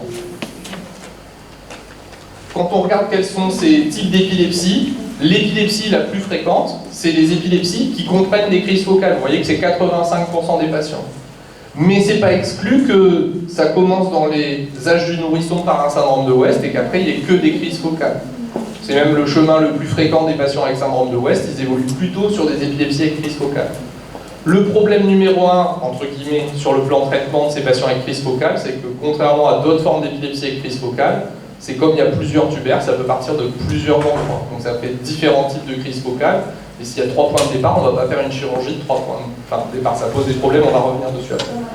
Les patients qui font... Il existe aussi des patients qui font que des crises généralisées ou majoritairement des crises généralisées, c'est-à-dire que ça part très très vite des deux côtés. C'est à peu près 10 à 15%. On va en reparler, mais c'est, encore une fois, dans ces formes d'épilepsie, il y a des comorbidités fréquentes dans la sclérose tubéreuse de Bourneville. Et d'ailleurs, je pense, voilà, mais on a quelques éléments, la neurobiologie, c'est-à-dire que le fonctionnement différent lié à cette activation de la voie mTOR, en dehors de créer ou d'avoir un rôle dans la genèse des crises, ça joue aussi un rôle dans toute cette partie de temps. Les facteurs qui sont plus à risque d'avoir une épilepsie plus sévère, l'âge de début jeune, encore une fois, hein, c'est à l'échelle d'une population, on peut avoir un début d'épilepsie très tôt et pas forcément avoir une épilepsie sévère. Voilà, je vous rappelle toujours la différence entre les statistiques de docteurs et les statistiques de soignants et ce que, à l'échelle individuelle. L'antécédent d'avoir fait des spasmes, c'est plus un risque d'avoir une épilepsie plus sévère, et le fait d'être TSC2 plus que TSC1. Voilà. J'avais la réponse à la question, mais je ne me souviens plus. Malgré les antiépileptiques, il y a 60% des patients qui continuent à faire des crises. Quand on prend toute forme d'épilepsie confondue, ce qu'on appelle la pharmacorésidence, c'est-à-dire continuer à faire des crises malgré les traitements, c'est 20 à 30%, plutôt 30 que 20. Ce qui veut dire quand même que pour la sclérose tubéreuse de Bourneville, c'est 2 fois plus. Le choix des traitements anti-épileptiques, vous voyez que ça c'est dans l'historique, tout ce qui s'est développé au cours du temps, et puis il y en a d'autres derrière et d'autres qui arriveront. Il n'y a pas un ou un meilleur anti-épileptique que les autres. Et le choix des traitements, en fait, il est basé sur différentes choses. La première chose sur laquelle c'est basé, en tout cas depuis au moins les années 90 suivantes, c'est d'avoir démontré son efficacité dans un essai clinique. C'est comme ça. Si vous voulez que le médicament soit vendu, que ce soit en Europe ou...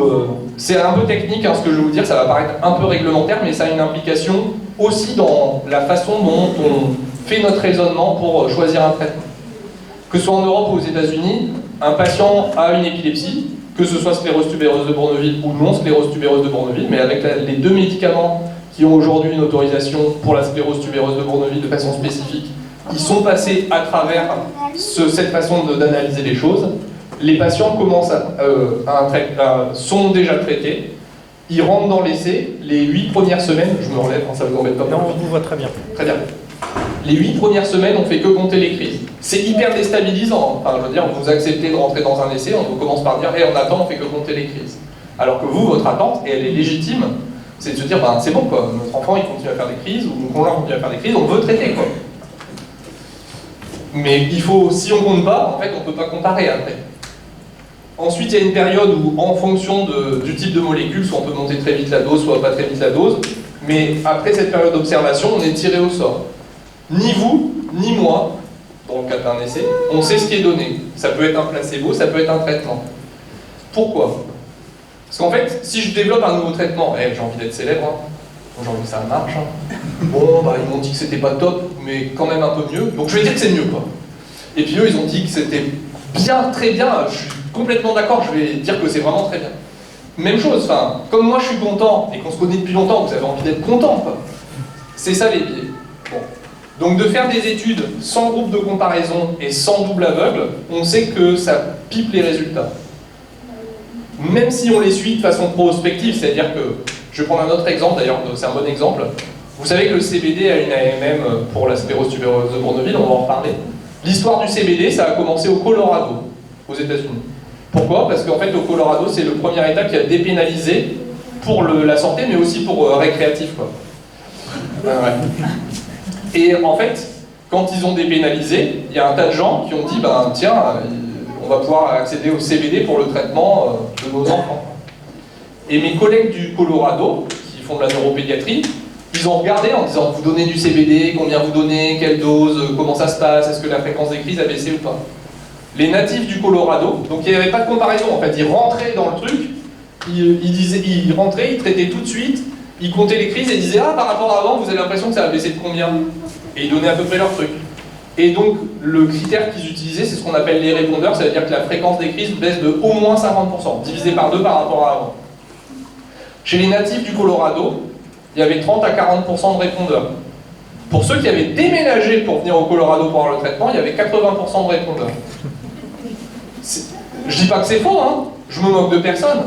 Je dis juste que quand on est impliqué complètement, on voit, et même peut-être que notre propre façon de faire fait qu'on est mieux. C'est possible. Ce qui veut dire que cette méthodologie, même si elle est dure, parce qu'on se dit ouais, pourquoi un placebo, c'est honteux, etc. J'ai pas envie d'exposer mon enfant à un placebo, ce que j'entends complètement, mais à un moment c'est indispensable. Sinon on vend l'hydroxychloroquine dans tout le monde en disant que ça va révolutionner le monde. C'est exactement ce qui s'est passé. Et une fois qu'on a fait la dose, en fait on compte les crises pendant 12 semaines et on compare de c'est quoi la fréquence des crises à ici par rapport à ici, et pareil pour le placebo, et si c'est différent, c'est que ça marche. C'est que ça marche mieux qu'un placebo. Donc quand vous me posez la question légitime de c'est quoi le meilleur traitement, ben je sais pas, parce qu'en fait personne n'a répondu à la question, j'ai pas comparé de traitement. Si j'avais comparé perlimpinpin A avec perlimpinpin B, je vous dirais B est meilleur que A ou A est meilleur que B. Mais c'est pas ce qu'on fait, pour différentes raisons, mais ce qu'on fait c'est, les patients ont déjà un traitement, on en donne un en plus, ou le placebo. Donc toutes les molécules qui ont une AMM, qui ont une autorisation, avec des essais positifs, sinon ils n'auraient pas d'autorisation, c'est que c'est mieux qu'un placebo. Que ce soit pour la sclérose tubereuse de Bourneville, avec les 2 molécules qui ont été développées avec ça, c'est-à-dire everolimus ou CBD, je peux pas, si vous me dites c'est quoi le mieux des deux, en tout cas basé sur l'efficacité, je sais pas, ils sont tous les deux mieux qu'un placebo, et scientifiquement, je peux même pas regarder les chiffres en disant ah mais lui il a fait autant de pourcents et lui autant, c'est mieux, c'est pas les mêmes patients, c'est pas à la même époque, c'est pas le même truc, c'est pas les mêmes investigateurs, non comparables scientifiquement, sinon vous faites des grosses bêtises. Donc en fait, on ne peut pas dire quel est le meilleur traitement. Et pour toutes les autres molécules, qui n'ont pas été développées dans la sclérose tubereuse de Bourneville, mais par extrapolation, on va dire qu'ils sont développés dans l'épilepsie, c'est exactement pareil. Donc aucun d'entre nous ne va vous dire je vais utiliser tel traitement parce que c'est le meilleur.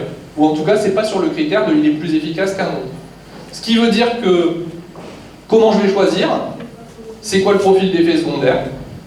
C'est quoi la contrainte dans le quotidien? Il faut faire une prise de sang tous les 2 jours. Non, ça c'est... Voilà. L'autre, on ne fait jamais de prise de sang, bah, c'est déjà une différence de contrainte. Bon, il n'y en a aucun où on fait une prise de sang tous les 2 jours, hein, je le caricature.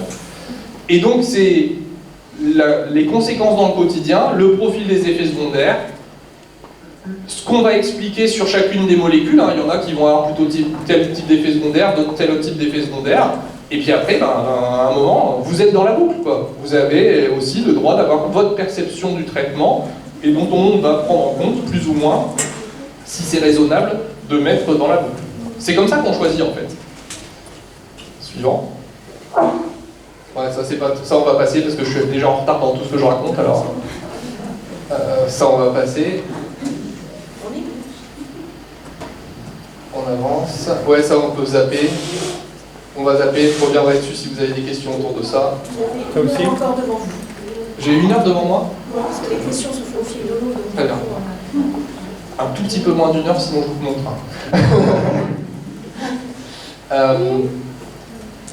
Si on peut revenir juste avant, en fait.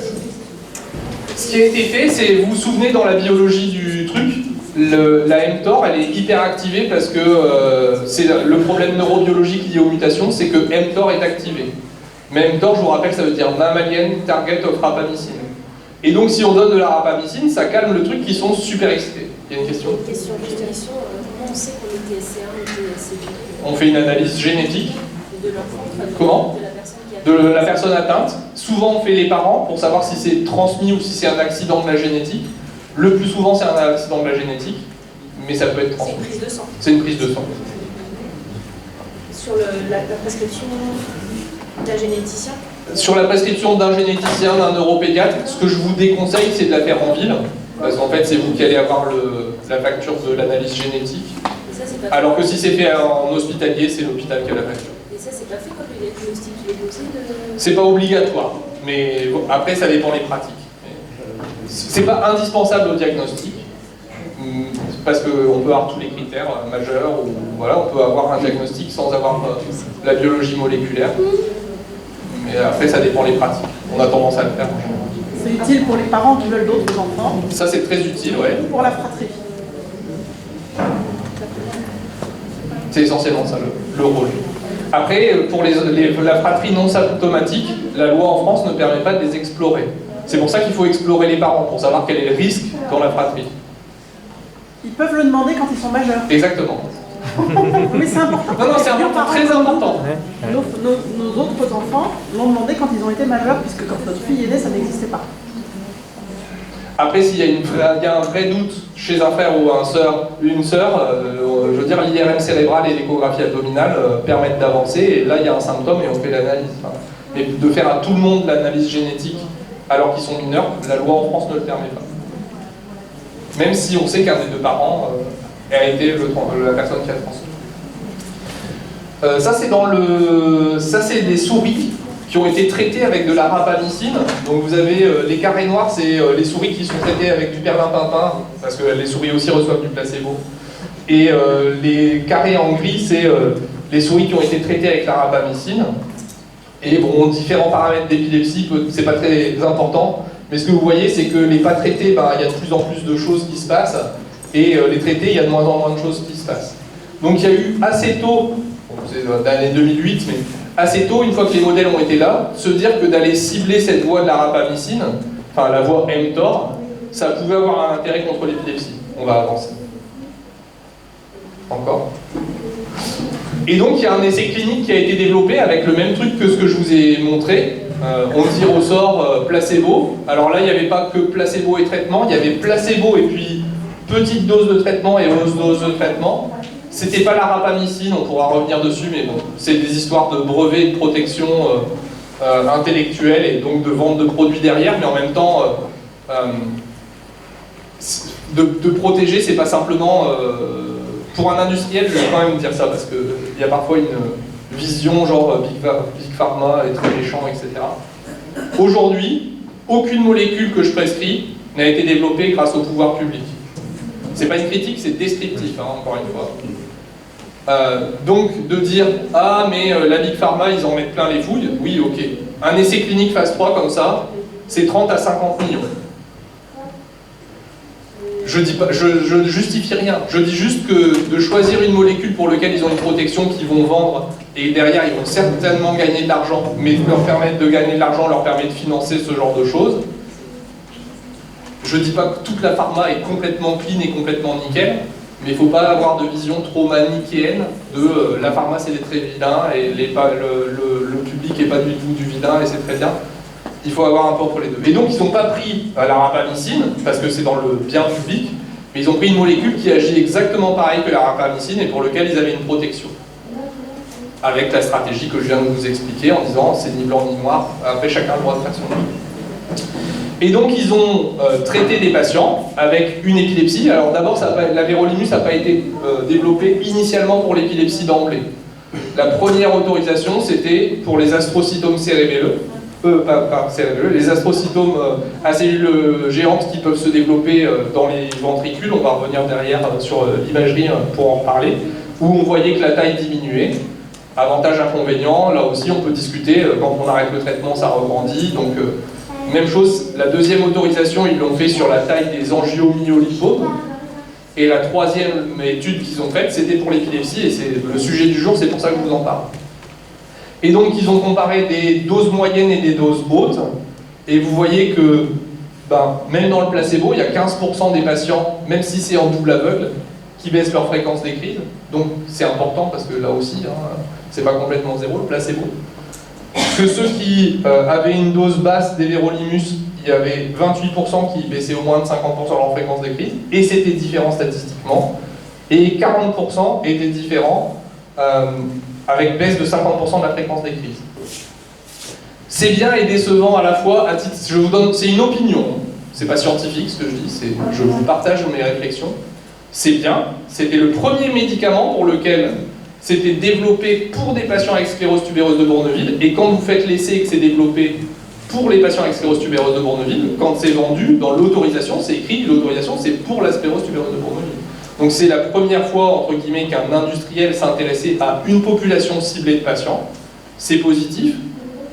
Là où je dirais il y a un bémol dans l'histoire, à mon sens, c'est qu'on vient, on va revenir en arrière, cibler la voie mTOR, et quand on donnait très très tôt à des souris de la rapamycine, c'est-à-dire initialement dès les premières crises, vous voyez que les souris qui avaient du perlimpinpin, elles se mettaient rapidement à faire des crises, et celles qui étaient traitées très tôt, c'était 0 crise.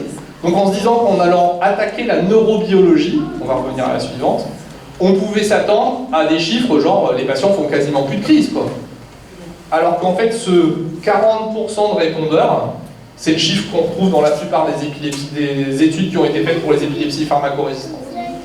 Donc c'est très bien, et je trouve que c'est très bien ce sens où il y a des gens qui veulent développer des médicaments de l'épilepsie spécifiques pour la forme d'épilepsie de la sclérose tubereuse de Bourneville. On a vu les caractéristiques, il y a quand même beaucoup de patients avec des épilepsies résistantes. Donc je pense que c'est à promouvoir et il faut continuer à aller dans ce sens-là. Mais la première étude qui était faite avec une idée de on va attaquer le mécanisme, au final, à titre personnel, je mets un petit bémol en me disant bon ben, on a les mêmes chiffres, c'est bien, on a les mêmes chiffres que dans les autres études.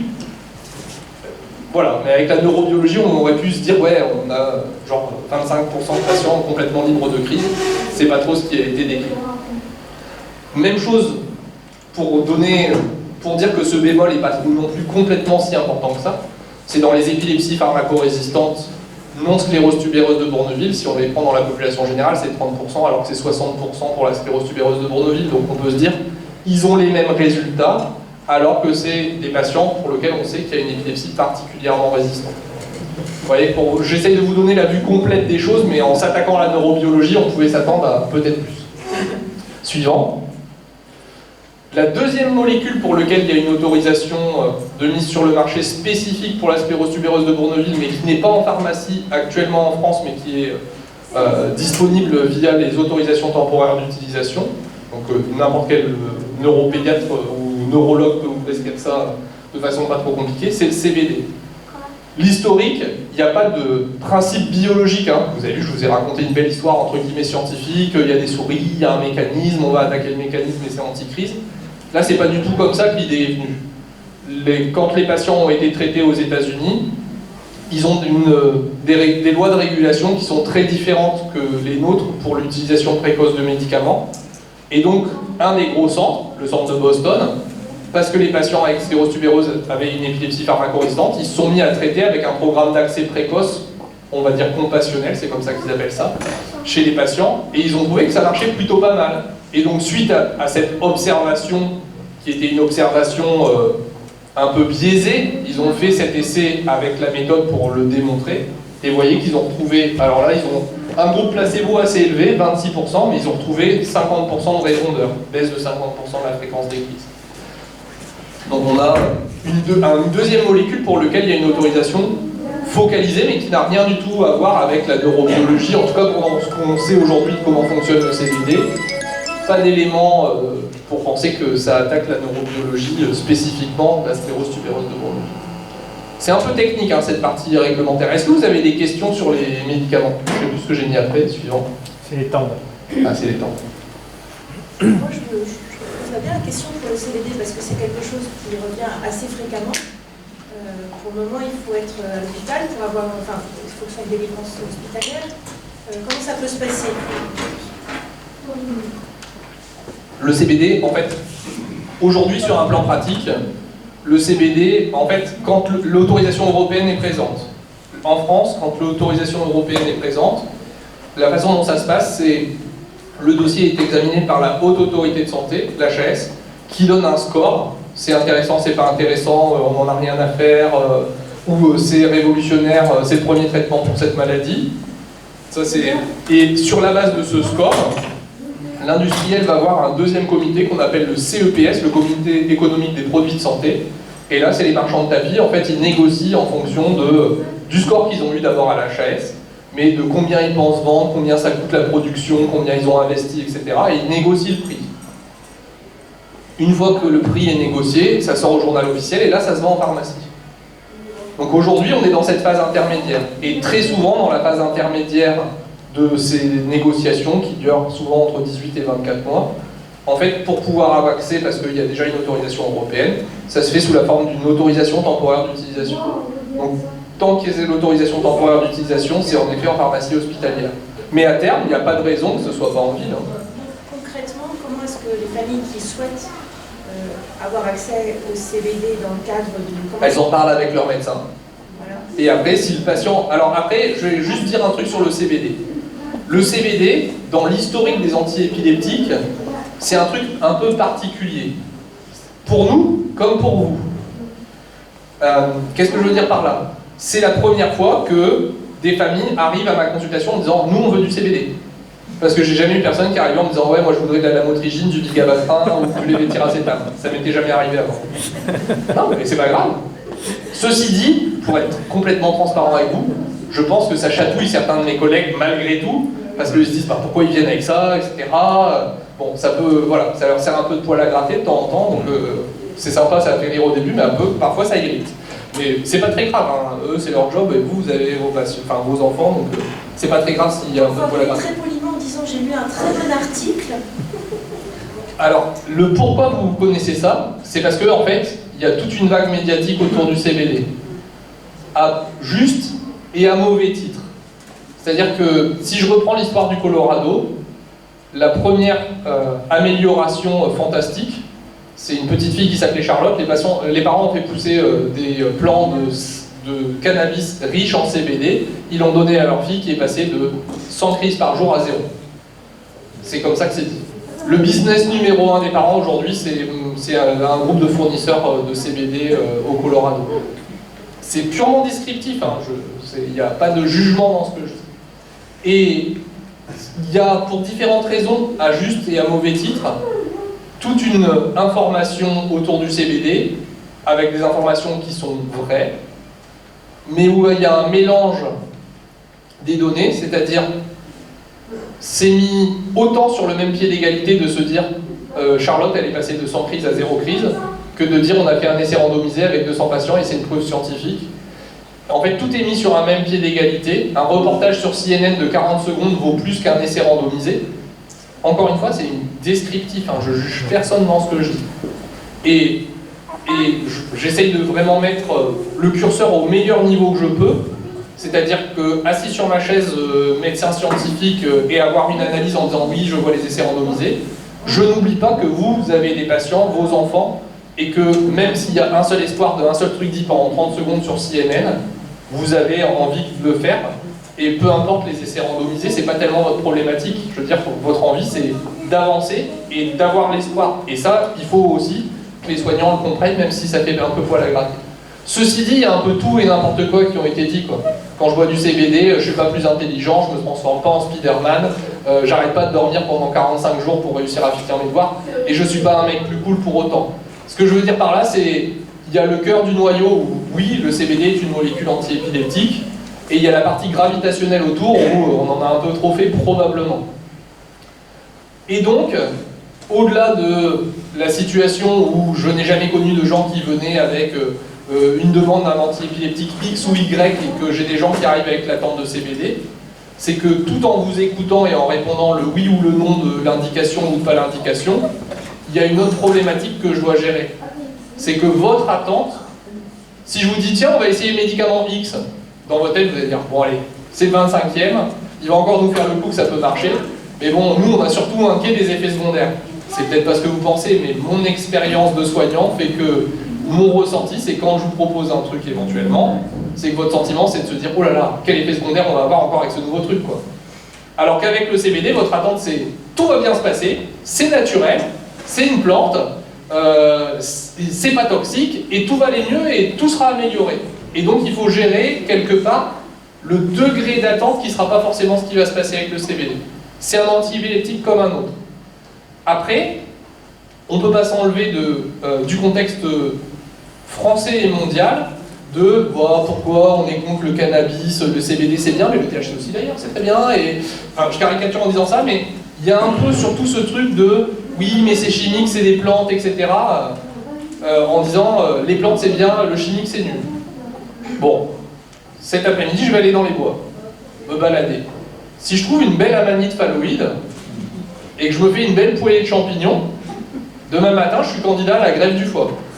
C'est un champignon naturel, je l'ai ramassé dans les bois. La digitale, très belle plante là dans les Alpes, donne la digoxine. Si je mange les graines, mon cœur va s'arrêter, hein. Ralentir, s'arrêter. C'est naturel, c'est une plante. Ce que je veux dire par là, c'est que qu'on utilise les ressources de la nature pour faire des médicaments, c'est une excellente idée. Mais de là à se dire que tout ce qui vient des plantes est naturel et ne va poser aucun problème, c'est faux. Si une molécule est active, et c'est un de mes grands principes de pharmacologie, c'est les médicaments sans effet secondaire n'ont pas d'effet primaire. Donc avec le CBD, comme avec n'importe quel antiépileptique, vous pourrez avoir des effets secondaires. Vous attendez qu'il n'y en ait pas du tout, c'est ce que vous avez peut-être lu, c'est ce qu'on lit aussi peut-être sur Internet. Mais non, c'est pas comme ça. Donc pour moi, c'est un antiépileptique comme un autre. En termes de prescription et d'utilisation dans mon quotidien, avec la seule différence qu'il fait partie des 2 traitements qui ont été spécifiquement, scientifiquement étudiés dans les patients qui ont une sclérose tubereuse de Bourneville. Et donc ça fait quand même une différence dans le cas de la sclérose tubereuse de Bourneville. Et pour les autres aspects, en dehors de ça, il n'y a rien de spécial. Il y a quelque chose de spécial dans ma pratique médicale, parce que tout ce que je viens de vous raconter sur ce qui gravite autour du cœur du noyau, en fait je ne peux pas faire comme si ça n'existait pas. Quand quelqu'un arrive en disant oui, moi j'ai lu le CBD, si je commence à faire ah non, pas encore, ça commence mal, quoi. On va mal faire la consultation, quoi. Et donc je fais ah oui, vous avez lu des trucs sur internet. Alors le jour où je suis un peu stupide, je dis ah oui, c'est naturel, c'est pas toxique, ça rend plus intelligent, enfin, je peux le dire comme ça, mais un peu sur le ton de la plaisanterie, surtout avec les gens que je connais bien, ceux que je connais un peu moins bien, je vais pas le faire comme ça. Donc on tient compte de ça aussi. Mais c'est un antiépileptique comme un autre. A contrario, il ne faut pas dire « Ah non, c'est compliqué, il faut faire des papiers, c'est en ATU, on attendra que ce soit en pharmacie ». Si un patient en a besoin et que c'est maintenant, il n'y a pas de raison d'attendre. Il y a tout ce qu'il faut pour pouvoir l'utiliser aujourd'hui. Alors moi je dirais qu'en tant qu'association, souvent on a géré la grande déception des gens quand ça ne marche pas. Parce qu'ils n'ont juste pas envisagé, alors que tous les autres antiépileptiques, ils l'ont envisagé. Donc il faut qu'on soit prêt à réconforter des parents pour lesquels c'est un échec. Et c'est pas simple.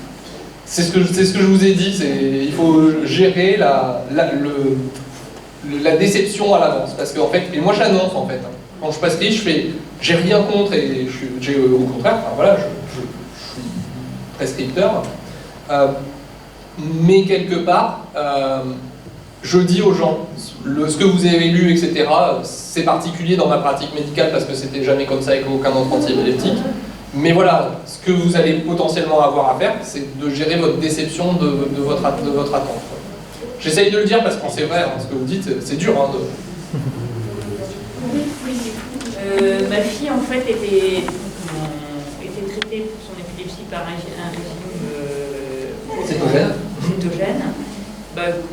Atkins modifié, très modifié par mois.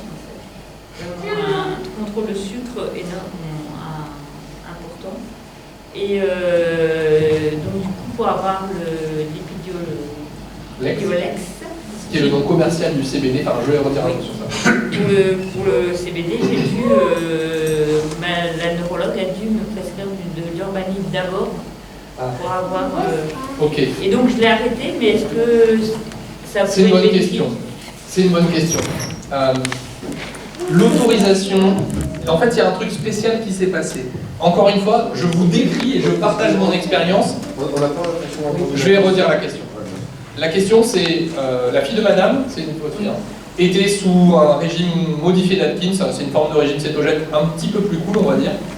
Et la neurologue a décidé de prescrire du CBD, mais pour pouvoir prescrire du CBD, elle a dit qu'elle doit la mettre sous urbanine. Ok, c'est compliqué, mais je vais vous décrire les choses. Quand on fait un essai randomisé, on peut revenir juste sur mon petit schéma là. De laisser juste encore avant, juste voilà. Donc, ouais, encore avant. Non, avant. Ouais, avant. Ah zut, alors je sais plus où je l'ai mis.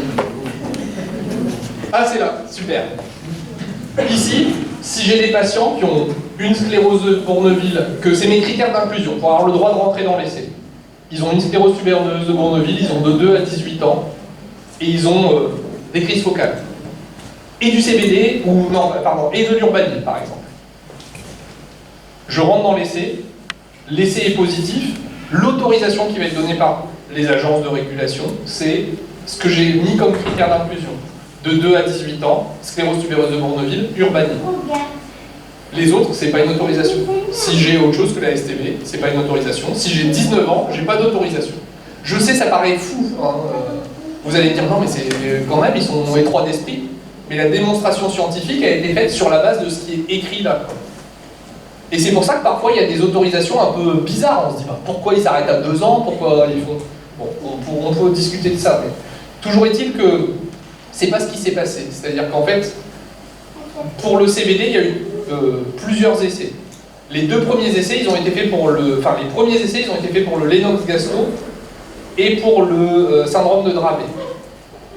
Et ils ont démontré leur efficacité, comme ça. À l'intérieur de ces patients qui ont ces 2 autres formes d'épilepsie, qu'on appelle le syndrome de Dravet et le syndrome de Lennox-Gastaut, la prescription d'urbanil est fréquente. Dans le mécanisme d'action du CBD, on va dire qu'entre guillemets, il joue sur le foie et ça peut augmenter les concentrations d'urbanil dans le sang, et donc rendre, entre guillemets, plus efficace. Il y a une autre molécule qui est utilisée dans le syndrome de Dravet qui a aussi comme propriété d'augmenter les quantités dans le sang de ceux qui prennent de l'urbanil. Je vous raconte, mais c'est pas comme ça que c'est écrit, mais c'est mon vécu et comme ça. L'agence européenne, et pas l'agence américaine des médicaments, parce qu'il y avait une grosse proportion de patients qui avaient de l'urbanil, enfin du clobazam, si on ne peut pas faire de pub, on va dire le nom chimique, du clobazam dans ces essais, et qui se souvenaient de l'autorisation qu'ils avaient donnée à cette autre molécule pour le syndrome de Dravet quelques années auparavant, en lien avec au fait que le foie dégrade moins vite les médicaments et donc les concentrations dans le sang augmentent. Ils ont décidé, alors que le critère d'inclusion n'était pas avec urbanil, ils ont décidé pour le Lennox-Gastaut et pour le Dravet de dire que c'était en association avec le clobazam et ils rendaient ça obligatoire. L'agence américaine n'a pas fait ça. Et donc, l'autorisation actuelle pour le Dravet et pour le Lennox, c'est avec clobazam. Mais l'essai sclérose tubereuse de Bourneville, c'est pas la même forme d'épilepsie, il y a peu de patients avec le clobazam. Et donc leur autorisation, c'est sans clobazam. Mais quand l'autorisation temporaire d'utilisation est arrivée en France, et qu'il faut cocher toutes les cases, oui, genre ce patient, j'ai essayé d'autres choses, c'est pas le premier traitement, j'ai pas d'essai clinique à lui proposer, et je connais les règlements et je vais lui prescrire selon le règlement. Pour les 2 premiers syndromes, il fallait, quand on cochait ça, ça voulait dire qu'on acceptait de mettre de l'urbanil aux patients. Mais pas pour la STB en fait. Et donc, au début de la prescription dans l'autorisation temporaire d'utilisation, tous les patients avaient du clobazam pour pouvoir débuter si on suivait à 100% ce qui était demandé par l'autorisation européenne. C'est un peu complexe ce que je vous dis, mais en fait, en pratique, il y a plusieurs gaps là-dedans. Le premier gap, c'est que l'agence européenne a décidé, elle est souveraine, elle fait ce qu'elle veut, de donner une autorisation pour un truc qui n'était pas les critères d'inclusion. Donc c'est un peu bizarre quoi. Normalement, ils devraient dire, les patients, ils n'avaient pas d'urbanil au départ, pourquoi vous avez imposé un truc qui était une analyse secondaire? C'est comme ça. Et la deuxième chose, c'est le fait d'appliquer la règle à 200% quand on a la TU. Enfin, je veux dire, admettons que vous étiez à un moment de la TU où la STB n'avait pas encore l'autorisation européenne, sachant les données scientifiques, c'est un problème entre guillemets réglementaire, mais est-ce qu'on met vraiment l'urbanil pour avoir accès, ou est-ce qu'on dit je m'affranchis, mais on est hors des règles, vous voyez, enfin, il y a plusieurs gaps quand même dans cette histoire. Mais le CBD n'est pas actif parce qu'il y a de l'urbanil. Hein. On peut avoir du CBD sans urbanil. La neurologue m'avait dit que je pouvais l'arrêter, donc j'ai arrêté. Très bien. C'est ce dont je vous ai parlé en assemblée générale. où toutes les associations européennes, on s'est regroupées pour soutenir le projet, pour faire enlever le clobazam de cette prescription, de ce choix de l'agence européenne. Gain de cause qu'on a obtenu, alors par notre action, mais aussi par l'action du laboratoire et de tous les autres qui ont montré que c'était pas utile. Comme ils avaient fait des autorisations pour l'énox et Dravet au préalable avec clobazam, ils continuaient dans la même démarche avec pour sclérose tubéreuse de Bourneville. Autant on peut imaginer, mais en fait on peut imaginer, mais on a du mal à comprendre sur le plan réglementaire. On peut imaginer que si quasi 80% des patients qui avaient fait l'énox et Dravet avaient de l'urbanil et qu'on connaît le mécanisme d'action, on peut imaginer en disant ah ouais mais en fait ça marche grâce à ça ou en partie grâce à ça, donc on va le mettre dans l'indication, même si réglementairement c'est pas ce qui aurait dû se passer, on peut imaginer. Pour les patients qui ont la STB, il n'y a que 20% qui avaient de l'urbanil. Donc là, on ne peut plus imaginer qu'on veut refaire le truc à l'envers. Donc il fallait vraiment faire quelque chose. Je pense que vous avez eu raison, mais en tout cas, à titre individuel, mon positionnement d'expert, c'est que pour la STB, il n'y a pas de discussion. Pour les autres, je trouve non plus que pas, parce qu'en fait, on sait que cette molécule marche même sans le clobazam. J'avais juste une autre question pour savoir si vous avez déjà pu répertorier les effets secondaires du CBD. On les connaît, ils ne sont pas secrets, ils ont été publiés dans les essais et puis il y a ce qu'on observe au quotidien.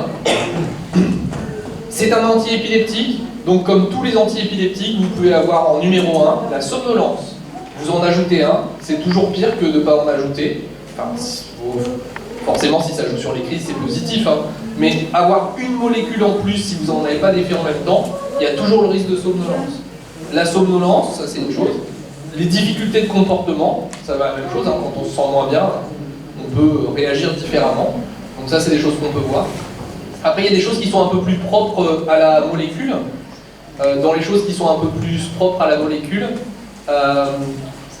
le fait que ce soit liposoluble, c'est dissous dans l'huile. Je vous conseille de boire un verre d'huile ce soir, avec votre repas. Et demain, vous vous souviendrez de moi pendant très longtemps. Parce que les troubles gastro-intestinaux qui vont avec, douleur abdominale et tout ce qui en suit. Et là aussi, ça peut faire partie des effets secondaires. Mais on peut contrer assez bien ces effets secondaires, par exemple, en étalant sur le repas de prendre de l'huile progressivement, surtout pour les gros volumes. C'est majoritairement ce qu'on voit. Le dosage, quand vous arrivez à Comment ? L'efficacité, c'est difficile à dire, parce qu'en fait, les essais, ils sont faits en prenant au parti, au préalable, de savoir quelle dose on va utiliser. Et donc là, pour le CBD, dans le cadre de la STB, l'essai randomisé, c'est 25 mg/kg versus un placebo. Donc forcément, dans cet aspect-là, c'est difficile de dire la dose. Après, quand on regarde les données de suivi dans vie réelle, la dose moyenne qui est utilisée, ça veut dire deux choses, la dose moyenne. C'est vous comme famille et nous, les soignants ou les prescripteurs, on ne va pas laisser un patient pendant des mois et des mois sur un truc qui ne marche pas. Même chose, on ne va pas laisser des patients des mois et des mois s'il y a un effet secondaire. Donc la dose moyenne utilisée, c'est assez bien le reflet de est-ce qu'il y a des effets secondaires et est-ce que c'est efficace. Et la dose moyenne utilisée, c'est 12 mg/kg jour. Donc ça veut dire qu'en dessous de ça, c'est difficile de juger. Alors si vous le mettez en place et qu'il y a tout de suite plein d'effets secondaires, c'est difficile de continuer aussi, mais voilà. Mais la dose ciblée dans la STB, c'est 25 mg/kg et par jour.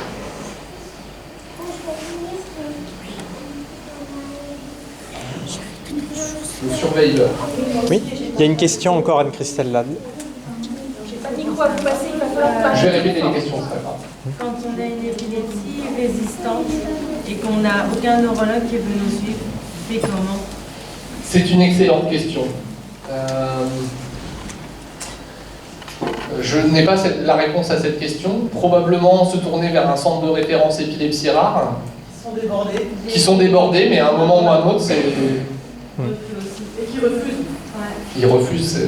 Ça, c'est toujours un truc que j'ai beaucoup de mal à entendre, en fait. D'accord avec vous. J'ai essayé, mais j'ai un refus par mail. Région parisienne? Ouais, Salpêtrière apparemment. Envoyez-moi un mail. On verra ça. Ce sera pas forcément... Enfin voilà, envoyez-moi un mail. Vraiment, envoyez-moi un mail, j'ai pas de souci pour ça, mais c'est juste que je pense que c'est une discussion plus individuelle que là, tout le monde ensemble. Mais pas de souci. On va voir ce qu'on peut faire. D'autres questions? Non? On passe à la suite. Les tendes. Les tendes, c'est un grand terme qui a été créé, mais qui décrit une réalité, qui sont tous les troubles neurodéveloppementaux et de comportement qu'on peut voir associés à la sclérose tubereuse de Bournelet. Il y a une liste énorme, mais c'est pas parce qu'il y a une liste que tout le monde fait tout, heureusement. C'est dynamique. On peut avoir des éléments à un moment, on peut avoir des éléments à un autre moment. Je ne vais pas rentrer dans le détail, parce qu'on va juste passer à la suivante. Ah non, on va zapper ça. Tous ces trucs-là, c'est un peu... Ce qui est clair, c'est en fait c'était les résultats d'une étude, mais si je commence à faire ça, en fait on y est jusqu'à 13h, on va avancer, encore, voilà. Juste pour quand même vous dire ce qu'il y avait dans toutes ces diapos. La première chose, c'est que 1, les tentes, c'est une préoccupation numéro 1 de la plupart des familles et des patients. 2, que les référents soignants habituels ne sont pas toujours très à l'aise pour les manager, ni pour les dépister. 3, c'est qu'il y a un manque de ressources pour les prendre en charge. Et 4, quand il y a des ressources, c'est souvent très très long et c'est pas toujours très adapté. Ce qui est malheureusement la situation. Le besoin en évaluation ou en dépistage, il est systématique. C'est-à-dire que quand il y a des petites choses, c'est toujours plus facile que de manager des choses plus complexes. Donc une prise en charge précoce est sûrement bien meilleure que quand la prise en charge est tardive et complexe. Deuxième chose, les ressources et l'organisation psychiatrique ou pédopsychiatrique en France, par secteur notamment, fait qu'il y a une grosse hétérogénéité de ce à quoi on va avoir accès et ce pourquoi les gens sont formés. C'est-à-dire qu'en fait, l'histoire, en particulier en France, de la séparation de la neurologie et de la psychiatrie fait que pour le psychiatre, il ne faut pas que ce soit neurologue, il ne faut pas que ce soit neurologique.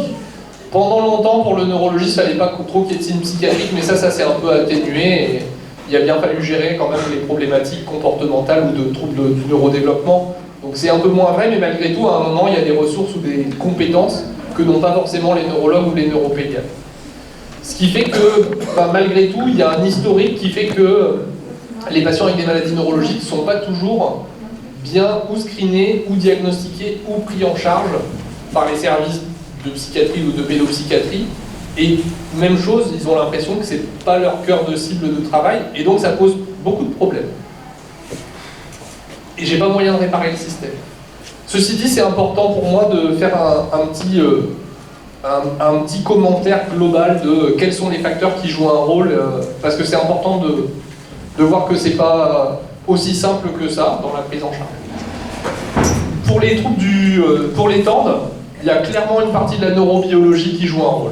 La maladie en tant que telle, avec ou sans épilepsie, il y a des arguments, je ne vais pas forcément revenir dessus, y compris dans les modélisations animales, qui montrent qu'il peut y avoir une implication cognitive, une implication comportementale en lien avec la biologie. Il y a différents facteurs, des facteurs familiaux de qu'est-ce que vous avez vécu, quelles sont les difficultés, quelle stratégie vous arrivez à mettre en place, quelle stratégie vous ne pouvez pas mettre en place à cause de votre contexte de vie personnel, géographique, votre implication, votre travail, enfin, tout ce qui fait la vie, on ne peut pas tous tout faire. Le yaka faucon, c'est facile, mais c'est pas applicable comme ça du jour au lendemain. Bah faites comme si, oui, enfin, c'est pas faisable. Donc il y a tous ces éléments-là qui permettent qu'on peut ou qu'on ne peut pas. Et même chose, à un moment vous allez être capable d'avoir une ressource, genre, je vais faire, c'est un bon exemple ça, genre l'éducation positive. Oh mon petit, pourquoi tu as cassé cette table? C'est possible, hein, en disant, il faudra pas recasser, hein. Et le lendemain, casser. Ouais, j'en ai marre. Bon, ben il y a des jours où on peut pas, quoi, c'est comme ça, on est aussi humain. Il faut le dire, c'est comme ça. Et donc, ces facteurs-là, encore une fois, c'est pas vous dire, ah bah c'est de votre faute, hein, c'est pas mon message, hein. Mais on fait ce qu'on peut avec ce qu'on est à un moment où on est, quoi.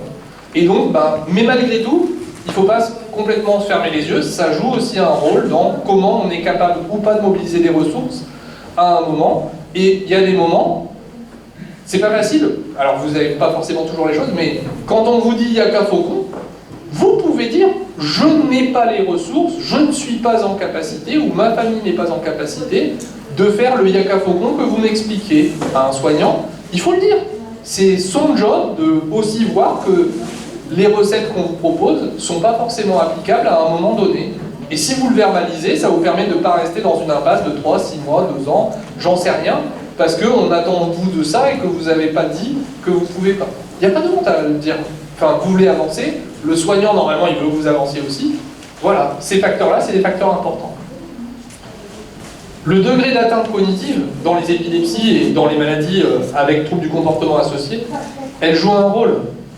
Expliquer à un patient qui n'a pas complètement la conscience ou la compréhension, ben ça peut ne pas passer. Donc en fait, il y a d'autres outils pédagogiques. Il ne faut pas passer par s'asseoir, bien, on va s'asseoir une demi-heure pour discuter. Enfin, au bout de 2 minutes, il n'y a plus d'attention, ou plus d'intérêt, ou pas de compréhension de ce que vous dites. Et donc, c'est plutôt dans la répétition, dans le quotidien, que vous allez éventuellement avancer les choses. J'ai mis un énorme truc en rouge, parce que vous le savez très bien, les médicaments qu'on donne, antiépileptiques ou non antiépileptiques, ils peuvent améliorer, ils peuvent aggraver. Pour moi, le message clé ici dans les temps, c'est si on vous met un médicament, on va dire un antiépileptique, que sur le plan du comportement c'est moins bien, à moins que le médicament antiépileptique ait été un miracle, la situation que je vous encourage à, entre guillemets, questionner, c'est on a mis un antiépileptique qui a des troubles du comportement, on vous met un traitement sur les troubles du comportement. On essaye d'éviter ça. Je veux dire, il y a un certain nombre de ressources, à moins que vous ayez déjà tout utilisé déjà. J'aurais tendance à dire enlevons l'antiépileptique qui donne les troubles du comportement, ou enlevons un autre dont on pense que c'est parce qu'en fait c'est pas le médicament qu'on a mis en plus, mais le cocktail de tous les médicaments qui fait que c'est trop, plutôt que d'aller remettre un médicament sur le comportement. Quand vous faites un changement de quelque chose et que ça apporte des troubles du comportement, il faut faire une modification soit en faisant machine arrière, soit en modifiant pour garder ce que vous avez mis en place, mais pas rajouter un truc en plus. En tout cas, c'est pas la stratégie numéro 1 qu'il faut privilégier. Ça, c'était mon message important. L'autre message important, c'est dépistons. On ne fait probablement pas assez, hein, et là je plaide coupable côté soignant. Dépistons ces difficultés bien à l'avance pour éviter un maximum de... Quand les problèmes sont beaucoup plus ancrés, c'est toujours plus difficile de travailler que quand c'est précoce. Est-ce que vous avez des questions là-dessus? Je suis sûr que vous en avez plein. Je peux rajouter quelque chose? Bien sûr. Sur le dépistage. Il a été créé les PCO, les plateformes de diagnostic et d'accompagnement précoce, justement pour aller là-dedans. Parce qu'on sait que sur tous les troubles du neurodéveloppement, plus on agit tôt, mieux c'est. Il y a une plateforme par département. Alors quand on est suivi dans un centre de référence épilepsie rare, on est probablement dépisté et évalué par ce centre de référence. Si ce n'est pas le cas, il faut se faire orienter vers une PCO. L'avantage des PCO, c'est qu'elles peuvent solvabiliser pour qu'on puisse tout de suite mettre en route des thérapeutiques sans attendre d'avoir eu la réponse de la MDPH pour financer tel ou tel truc qui n'est pas pris en charge par la Sécu. Voilà. Donc c'est quand même une grande avancée qu'il ne faut pas hésiter à utiliser. Alors le bémol, c'est que les TCO commencent à être saturés. Et d'orientation, plateforme de coordination et d'orientation. Donc ça va, c'est pour les enfants de 0 à 12 ans. Pas pour les adultes. Est-ce que vous avez d'autres questions sur ce sujet-là?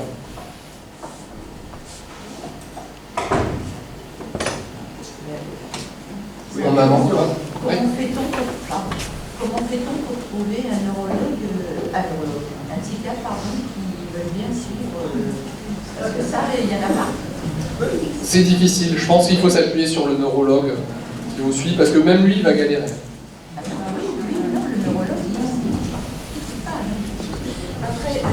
Le diagnostic des temps, il y a un questionnaire. Il y a un questionnaire de dépistage pour le diagnostic des temps qui existe et qui a été traduit en français. Mais ça ne fait pas le diagnostic en fait. Ça dit qu'il y a une problématique à travailler, mais ça ne fait pas un diagnostic précis de la sous-partie et ça ne fait pas non plus la prise en charge dans le quotidien. Après l'orientation, il y a poser le diagnostic et après il y a le soin. Je pense que c'est ce qui tracasse beaucoup les familles. Qu'est-ce qui peut aider alors, neuropsy, psy... Alors, c'est une bonne question. La neuropsychologue, pour une majorité d'entre elles, elles font du test. Donc ça sert à faire une évaluation. Ensuite, dans les psychologues psychiatres, il y a la problématique de l'organisation du territoire, c'est-à-dire que vous dépendez d'une structure localisée, CMP par exemple, et en fonction des ressources et de leur façon d'approcher la question, ça va passer ou ça va pas passer. Par exemple, si c'est psychanalytique, mesdames, c'est tous de votre faute. Non mais, je suis désolé, hein, c'est un peu cash de le dire comme ça, mais c'est quand même un peu vrai. Donc en fait, ça coince un peu les choses. Après, il y a un certain nombre de ressources. Dans les choses non médicamenteuses, il y a des thérapies comportementales. Par exemple, il y a la TCC, thérapie cognitivo-comportementale. Il y a des méthodes type ABA, par exemple, qui peuvent exister. Enfin, il existe différentes choses. Mais en fait, la difficulté actuelle, c'est qu'en fait, ça se retrouve beaucoup dans vos mains d'organisation, beaucoup plus que dans une coordination de soins. Parce que les services de pédopsychiatrie sont débordés ou sont focalisés sur une seule thématique, parce que les psychiatres en ville sont dépassés par ce genre de choses, ne sont pas formés, il faut le dire, à ces problématiques de troubles développementaux ou comportementaux chez des patients qui ont une maladie neurologique, donc ils disent non, c'est le neurologue. Le neurologue n'a pas la formation pour la partie comportementale, ou relativement peu, ou ils ont appris sur le tas, donc en fait ils ont une partie limitée, et puis dans leur exercice, par exemple, dans mon exercice, genre le jeudi j'ai une vingtaine de consultations, je ne peux pas faire une consultation de pédopsie. Une consultation de pédopsie, c'est 3 quarts d'heure. Je ne peux pas faire 20 consultations de 3 quarts d'heure. Ou autrement, il faut que j'organise complètement différemment mon soin. Quoi. Bon. Donc vous voyez, ça pose un certain nombre de problématiques organisationnelles qui sont complètement à résoudre. Il y a un vrai problème global par rapport à ça. Il y a un défaut de prise en charge, mais parce que... Il y a un défaut de dépistage, de diagnostic et de prise en charge, à tous les niveaux. Ça, malheureusement, c'est un gros chantier, parce que pour les familles, c'est un énorme chantier. La problématique d'avoir des enfants qui ont des troubles du comportement, parce qu'à l'école, c'est compliqué, à la maison, c'est compliqué, les frères et sœurs, c'est compliqué. Et c'est vrai qu'on n'a pas vraiment de réponse face à ça. La seule partie qui est la plus lisible, entre guillemets, c'est la partie TSA, en fait. Parce qu'en fait, pour un diagnostic de trouble du spectre autistique, il y a un réseau qui a été bien formé et enrichi d'année en année. Mais dès que c'est autre chose que ça, c'est problématique. Donc c'est un conseil qu'on pourrait donner aux familles, c'est de s'orienter vers les plateformes autisme, éventuellement. Pour ceux qui ont une suspicion de TSA, oui, il faut s'orienter vers les plateformes autisme. Pour ceux pour qui c'est autre chose, il faut faire le tout bois, mais c'est compliqué. Voilà, je tourne un petit peu. Ouais. Est-ce qu'il y a d'autres questions? Est-ce qu'il y a d'autres questions?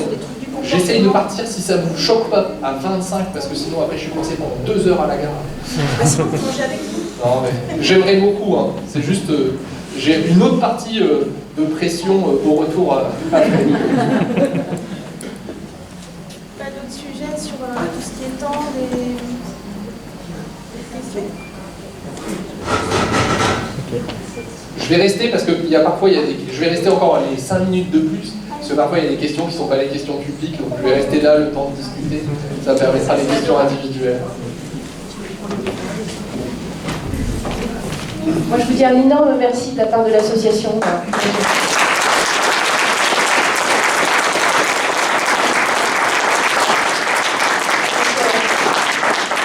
On est sur une journée de reprise, hein. C'est vrai que c'est déjà, moi je suis hyper heureuse de vous voir tous là, parce que des nouvelles têtes, des anciennes têtes, enfin, c'est super.